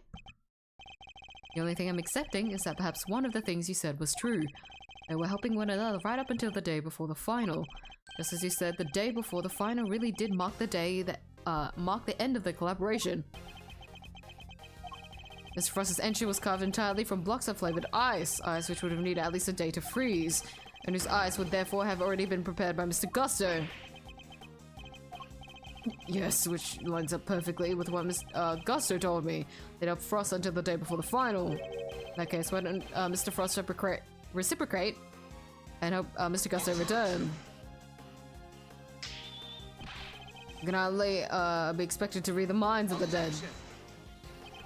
Perhaps not, but I imagine Mr. Gusto could tell us, so why don't you let us speak with him? But he still insists on your interrogation was as thorough as you claim. How dare you call my methods into question? That's my intention. I just don't understand why you would obstruct a perfectly valid line of inquiry. Enquiry? Give me one good reason as to why you're keeping Mr. Gusto from me. One good reason, certainly. The how and why of Frost and Gusto's collaboration have absolutely no bearing on this case.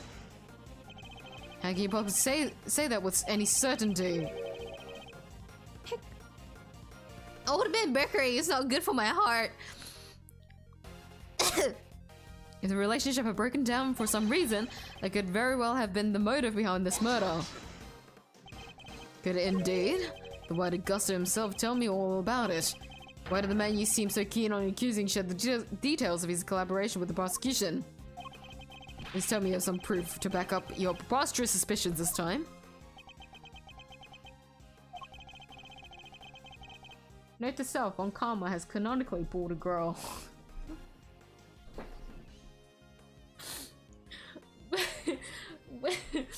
Why do you have to word it like that?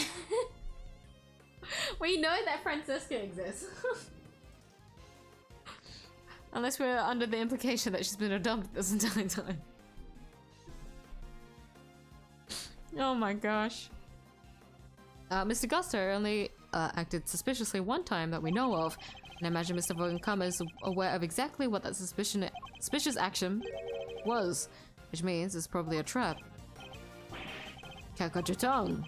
But even if this is a trap, I can't back down now. Miss Gusto snuck into Mr. Frost's room, and we still don't know why. That fact alone isn't reason enough to suspect him. There you go. That's your only concern, then allow me to clear it up for you. I knew it was a trap. While saving this for the trial, we consider it a taste of things to come. Plus, I'd hate for the proceedings to drag on because of your needless interjections.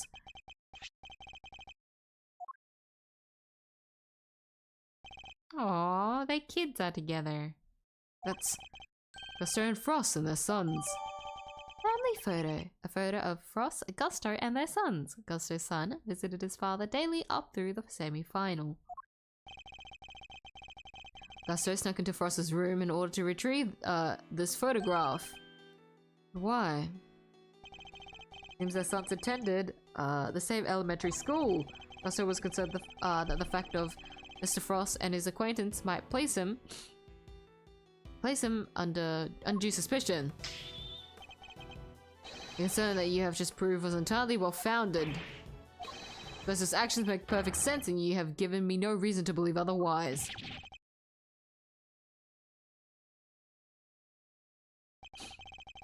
He's never going to let me talk to Mr. Gusto. If you're quite done obstructing my investigation, I have things to be getting on with. That Smug, self-righteous jerk. I'll give him something to be getting on with. What do we do, Mr. E? Mr. Tango is finished if we can't figure something out. Things to be getting on with. What exactly could those things be? He has a body, a murder weapon, and a suspect in custody. Prosecution means to pursue Mr. Tango. Surely they have all they need. So why is Mr. Von Karma still investigating the scene of the crime? Something on your mind, Mr. E? We're missing something. Something important. Mr. Von Karma has everything he needs to proceed with the prosecution of Mr. Tangaroa, and yet he still doesn't seem entirely confident of his case. If he was, why refuse to share information with Detective Bad?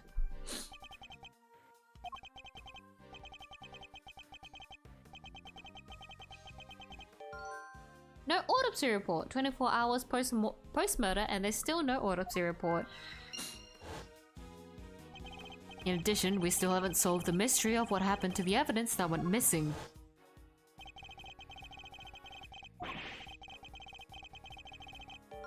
Missing victim's blood. None of the victim's blood was found in Tangaroa's room. Right, I remember anybody mentioning they removed the blood along with the body. Evidence that turned up not in Mr. Tangaroa's room, but in the most unusual place. Blood in the fountain. Frost's blood was detected in the water of the fountain. Still no traces of Mr. Frost's blood left in Mr. Tangaroa's room. You found some in the fountain instead. Why?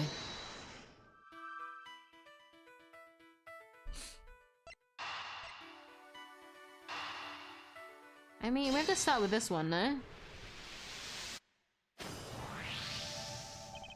Mr. Frost's blood went missing from the crime scene. The traces of it showed up in the fountain. I'll go to the trouble of removing the blood from the scene after the body had been discovered. And why only the blood? Surely the body would have also been in the way. Wait, could someone have moved the body aside to get to the blood?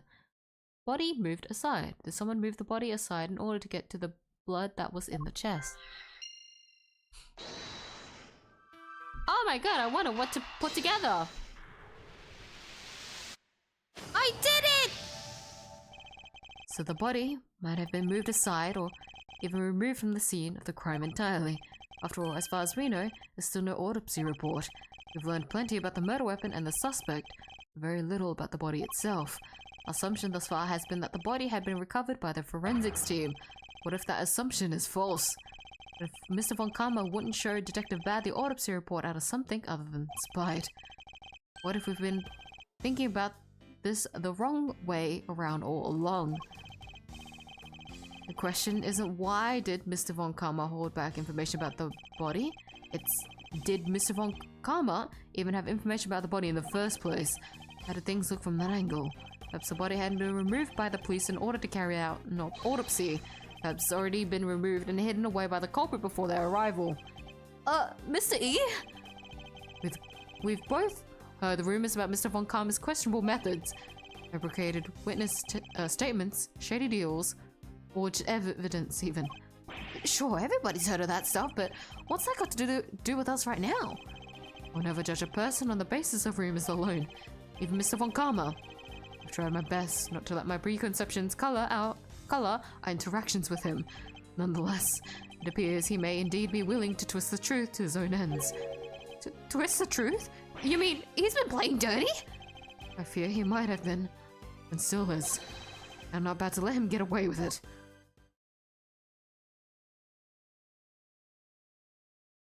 Hey, you fuck! Return to the prosecutor's office. Don't breathe a word about anything to that infernal attorney. Yes, sir.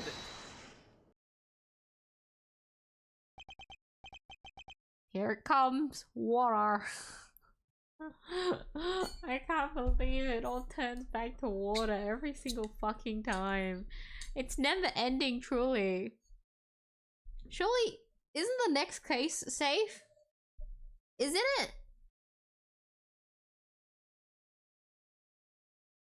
I don't remember. I'm not looking forward to it.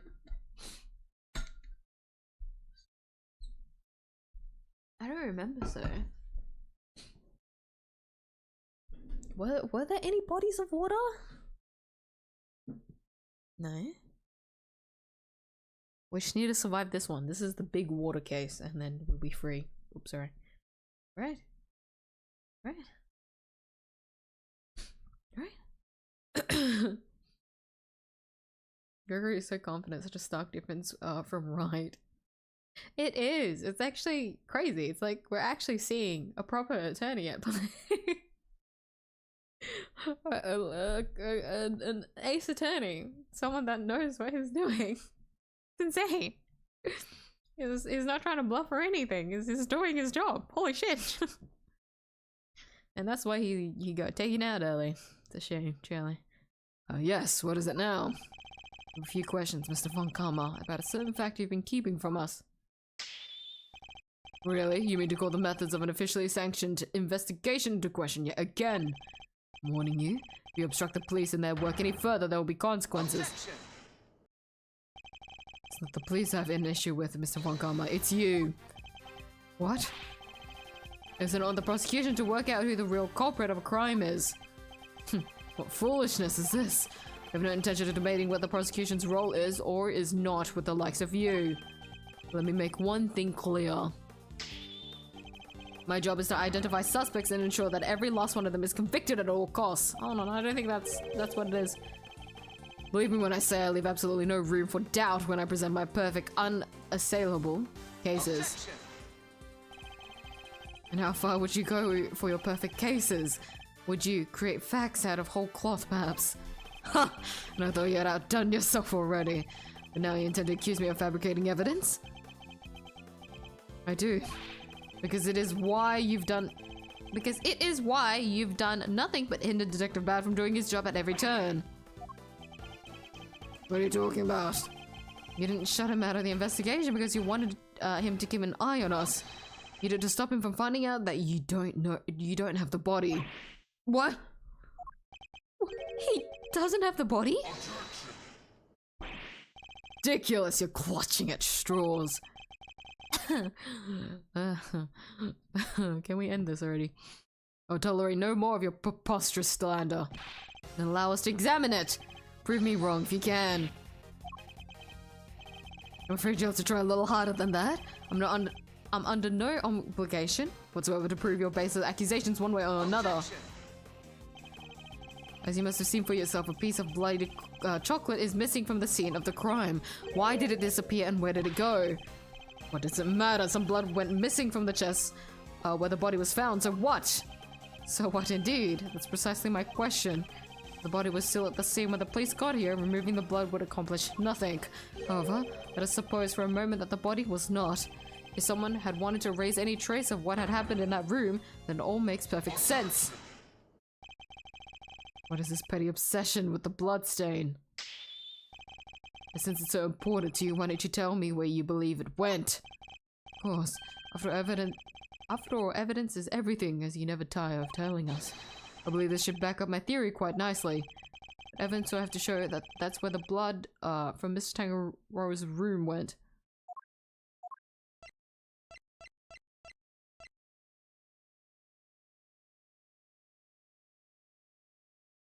Take that.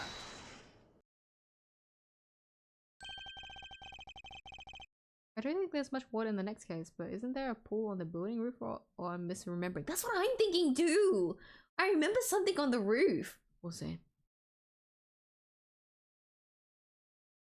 And like, We may be free. We may be free from H2O when we reach the next case. This may be it. This may be it.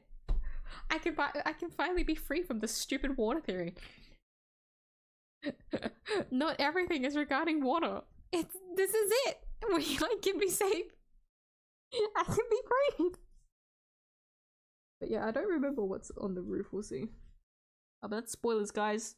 Spoiler for the setting. There's a roof. There's a roof that we're going to.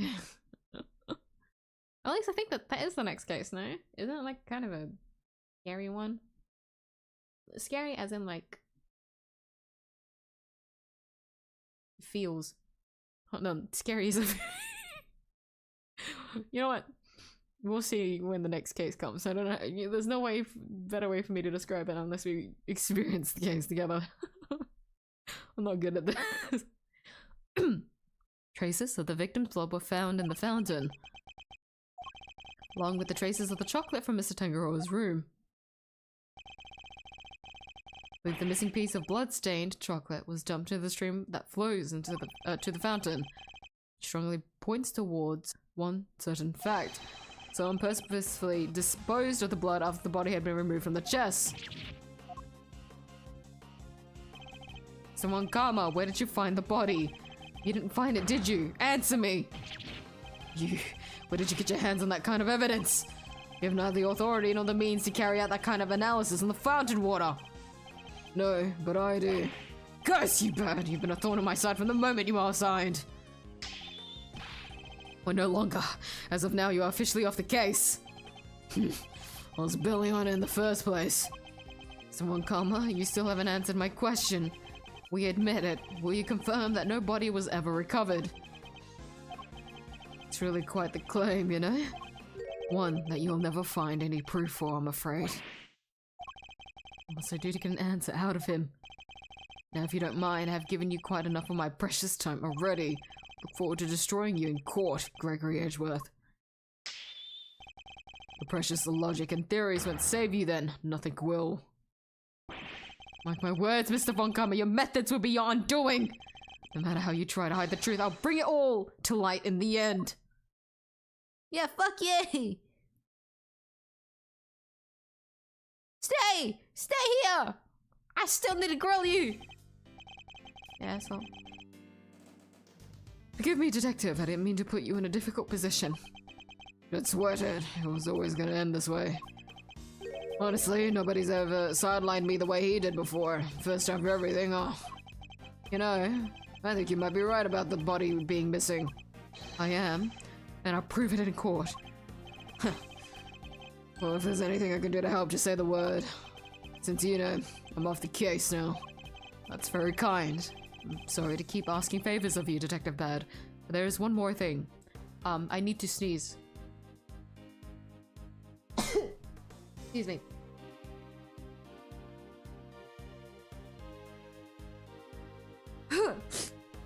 Maybe it is my hay fever.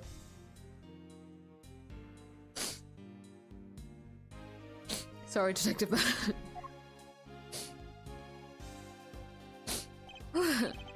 Hey, what are you guys whispering about? Come on, let me in on the secret.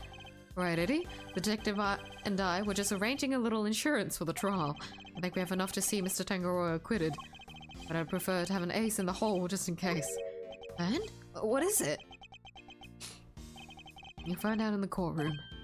Wait, what? You're letting me join you? Of course I am. You're my assistant after all. I'll be more than that by next year. I'll be a full-fledged attorney, you know? We can take on Mr. Von Karma together. Indeed. I'm hoping you will have freed Mr. Tangaroa by then. But if we're up against Mr. Von Karma, I guess we can't rule out the possibility that this might take some time. Right, but we'll do everything we can in the meantime. I know you can beat Mr.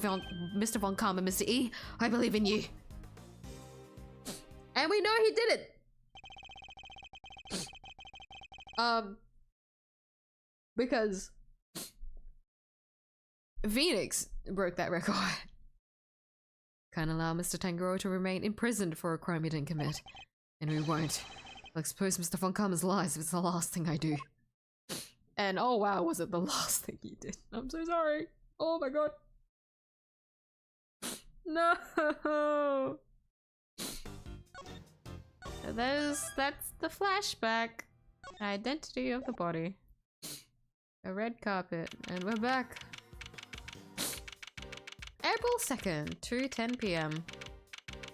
Fountain room. That's pretty much how things went down. Those are the facts of 𝐢𝐧𝐼7 as far as I'm concerned. Finally learning the truth about my father's last case. So what happened at the trial? Well, we lost. Von Karma did a real number on us. Really? You couldn't prove that Mr. Tangaroa was innocent? Oh, we could prove it, alright. Had a decent little pile of evidence in our favor. Problem was, we underestimated Von Karma. He fought even dirtier than we feared. You can imagine. Secure conviction at all costs. That was always his guiding principle. Yeah, that's the truth. Anyway, the trial dragged on, and the whole thing took about a year in the end. Don't forget the day the verdict came down, December 28th, that following year. It's April now, so oh mama, we're talking over 17 years ago. Yeah, so we don't have any old evidence with us. Time sure flies. Does fly, huh? December 28th, I was there that day 17 years ago, sitting in the courtroom gallery. Just before the trial got started, Gregory noticed that Samson was looking even worse than usual. Turns out the poor guy had finally reached his limit. It was so bad, even said he wanted to be found guilty. Wait, you mean they forced a confession out of him? Yeah, Von Karma got what he'd been pushing for from the very beginning. When Gregory tried to drop the bombshell about there being no body to speak of, he learned that Von Karma had used the power of the police to head him off at the pass. He even had himself a fake autopsy report, but that wasn't the end of it. Von Karma had gotten Samson to falsely testify against himself to be an accessory to murder in the court. And that's why he was absolutely grounded in the interrogation room for the long time it was. Combined with his confession, the poor guy's goose was well and truly cooked. But Gregory still had his ace in the hole though.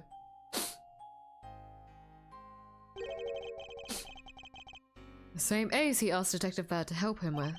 Exactamundo! He knew he needed one last card to play if they squeezed confession out of Samson. So he had Bad record all of Samson's interrogations. Oh, here it is!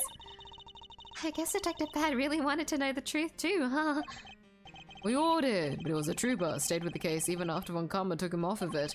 He was tied up in some other big case too. Good old Bad. They don't make him like that anymore. You know, Gregory presented the recordings as proof that Samson's confession was coerced.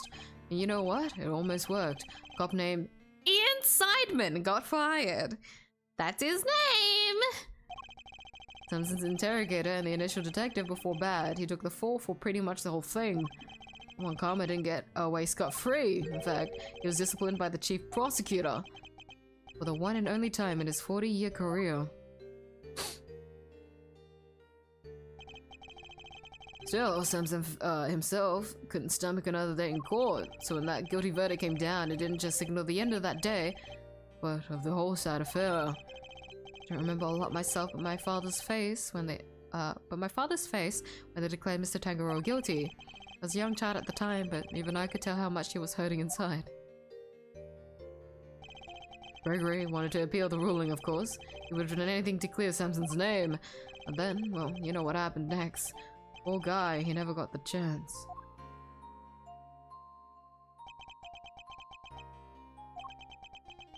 Should have left with him that day. I always blame myself for not doing that. But I shoved that aside and obsessed over something else instead. Or rather, someone else. I hated what you did. Hated you for choosing to stick with Von Karma.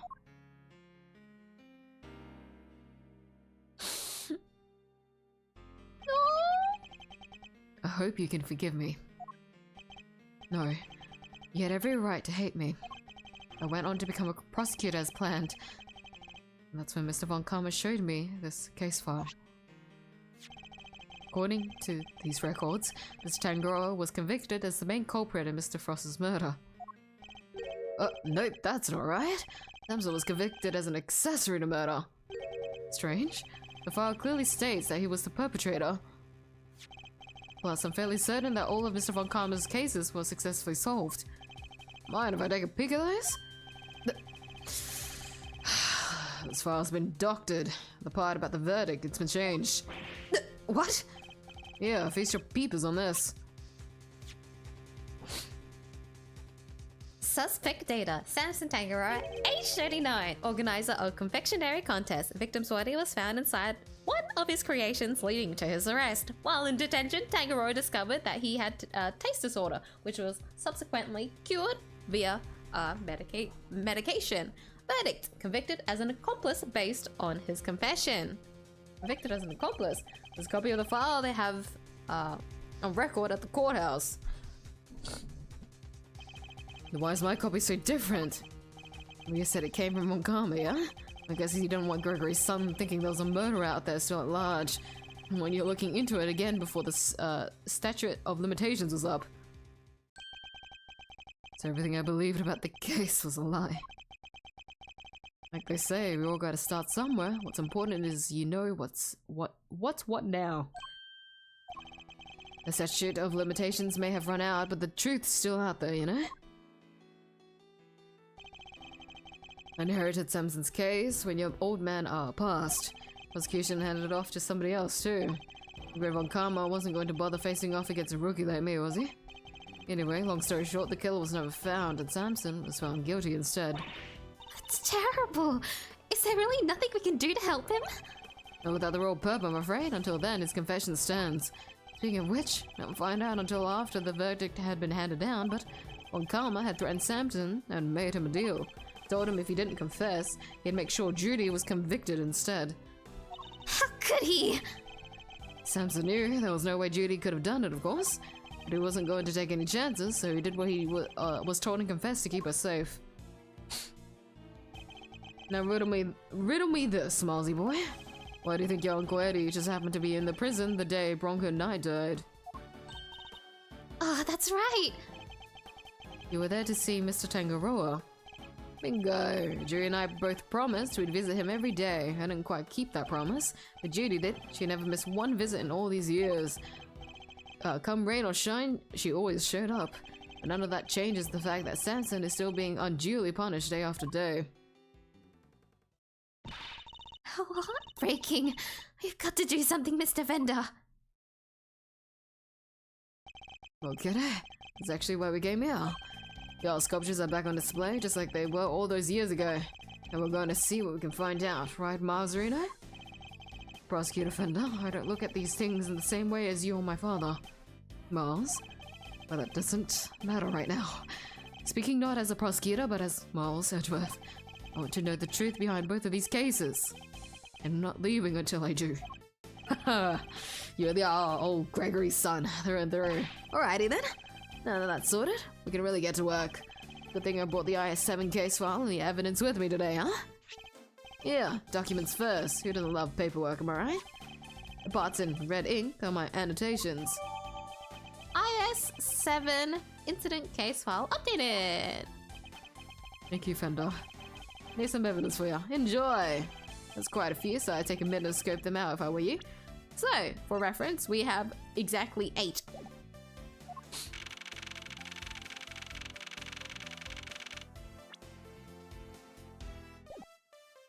Small amount of evidence.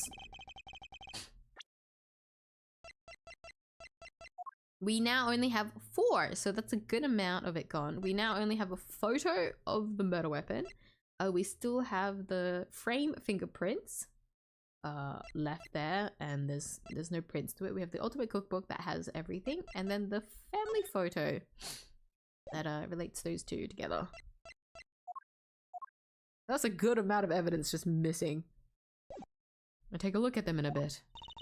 You know, our current case is just full of loose threads too, come to think of it. Indeed. The key players of that incident 18 years ago who just happened to get caught up in another incident. There are sculptures in the Winter Wing that are perfect replicas of the one from 18 years ago. Without the strings, mind you. Poison gas attack in the Autumn Wing, which has been disguised to look like the Winter Wing. 2 chemicals that were found inside the Pisces statue's display case, ubiquitrum and asphyxium, that form a poisonous gas when mixed together. The victim of the gas attack, Carmela Guster, who is no stranger to the events of 18 years ago, and who's still unconscious and undergoing treatment in the medical room. And finally, we've come to the body floating face down in the fountain. And the fact that the ice sculptures have melted just as they did all those years ago. The events of the present day would appear to be intimately linked with the events of the past, which means they may be able to help us learn more about what happened 18 years ago. Sounds good to me. Let's get investigating. Oh, no, you don't. Aren't you forgetting somebody? I could have sworn this is my investigation. Eustace is quite right. I do hope you aren't intending to obstruct him in his duties, Mr. Edgeworth. I would hate to have to add a guilty to my report to the committee. What am I guilty of now? Of course not. I'm simply offering once again to do what I can to help with this investigation. Your offer is duly noted and duly declined. Oof, she isn't pulling any punches.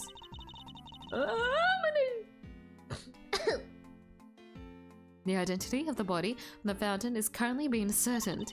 It is only a matter of time until we have all the information we need. Perhaps I can help you speed that process along. I think I have an idea of who our mystery victim might be. What? Really? Then you have to tell me. It's the law. Very well. Sorry, I've just been like speeding through. I got caught up in like that whole section of the case. You're never free from water. As you see, this case calls Ace Attorney series as a whole, so water isn't indeed responsible for everything.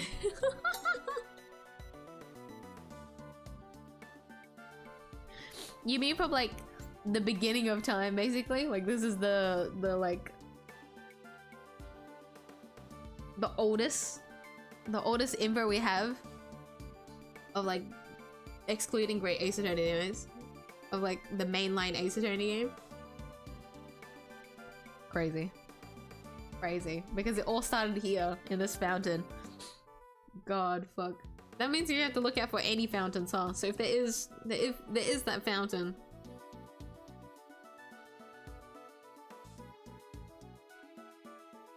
You know what? Put this through to end. Knowing bad endings is such a bad feeling. It is. It hurts. Year for a trial. The series has taught me it should happen in 2 days of murder. Of murder. A year is long. I wonder if it's like...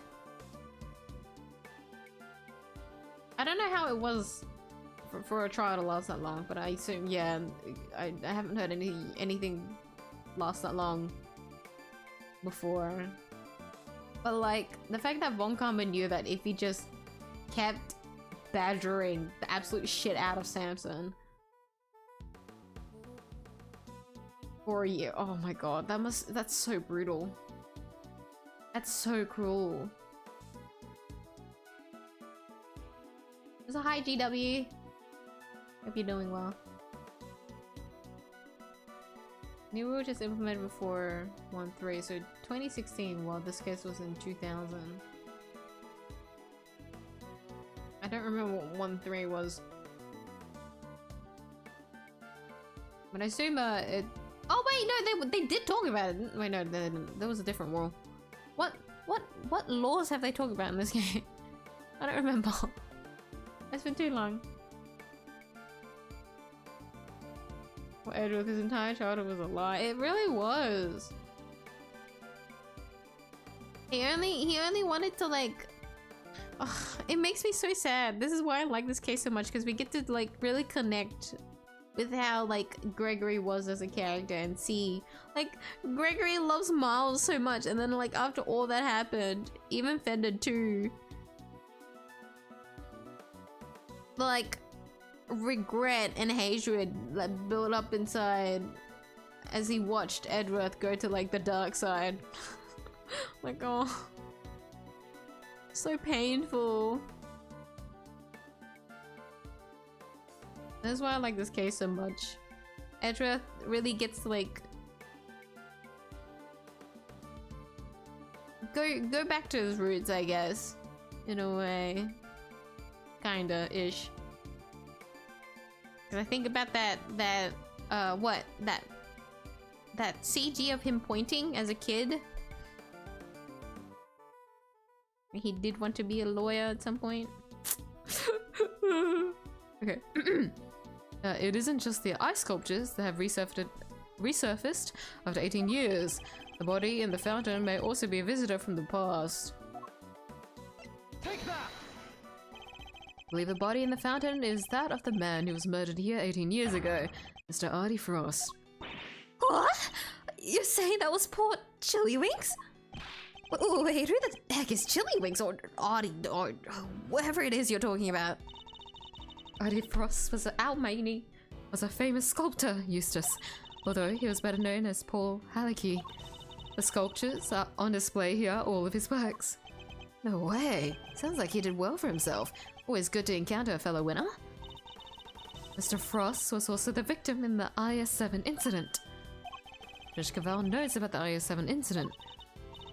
Mr. 𝐢𝐧𝐼, the 𝐢𝐧𝐼 incident is an 18-year-old case, and according to police records, the victim's body was recovered and an autopsy duly carried out. Sure, that's what the records say, but the records can't always be trusted. What are you insinuating? While the records say stuff like body totally recovered, the defense back then begged to differ. Not that it stopped the prosecution from shutting them down hard, of course.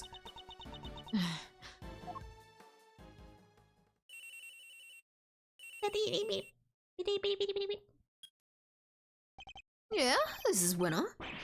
What? Really? What is it, Eustace? Buddy, we've got an ID.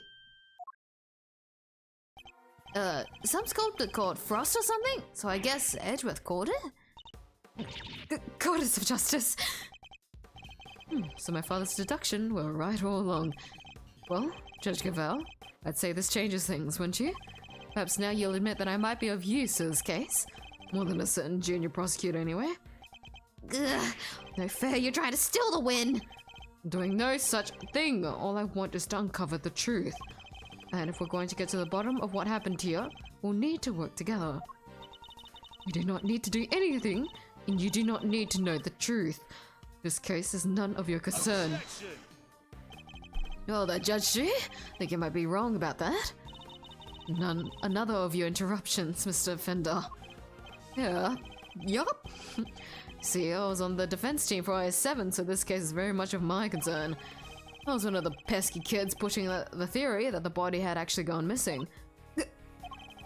Prosecutor at the time may have brushed us off, but you can't deny the testimony of your eyes. Or to put it a little more bluntly, prosecution's case was rotten from the ground up. When there's been a miscarriage of justice caused by the prosecution, it's the committee's job to fix it, no? And who better to help you unpick the mess than someone who was there at the time? Unless you have an ulterior motive. Judge Cavell seems to know the facts of the 𝐢𝐧𝐼 incident in some detail, in which case I suspect she must be here on the committee's behalf. A connection to the case is noted, Mr. Fender, but I fail to see how it concerns Mr. Edgeworth. He's the son of the original defense attorney and the protege of the case's lead prosecutor. Yeah, he's very connected. He's quite literally like both of their sons. If that's not enough for you, he was at the trial too. And it's just possible he might have a little something to bring to the table, don't you? Very well. You may both assist in the investigation. Only if you refrain from interfering with the work of others. The winter wing is off. Ow! I pulled my neck. That was a violent. I try to be like uptight and like look up. And pulling my muscle. The winter wing is off limits for now. The room, however, is all yours. Alrighty, great to hear. We're on the same wavelength, G. Why don't we bring it in? To show we're all on the same side of justice. Fuck off. Your permission to investigate can be revoked at any time. Duly noted, Your Honor. Does it turn up for the books, huh, Marcy? We could do our thing after all. Thanks to your immeasurable help, as always. Nice sweat. Besides, I was mostly doing it for me. Okay, I'll be investigating my own things, so just holler if you find something interesting. I will.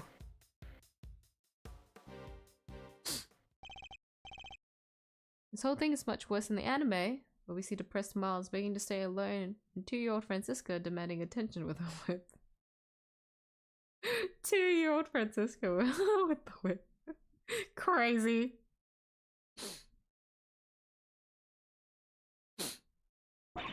Okay. Shall we? Hold on. I'm clicking the wrong buttons. Heck yeah, let the investigation commence. Still unclear on 2 key facts. How Mr. Frost's body came to be where we found it, and the source of the ubiquium.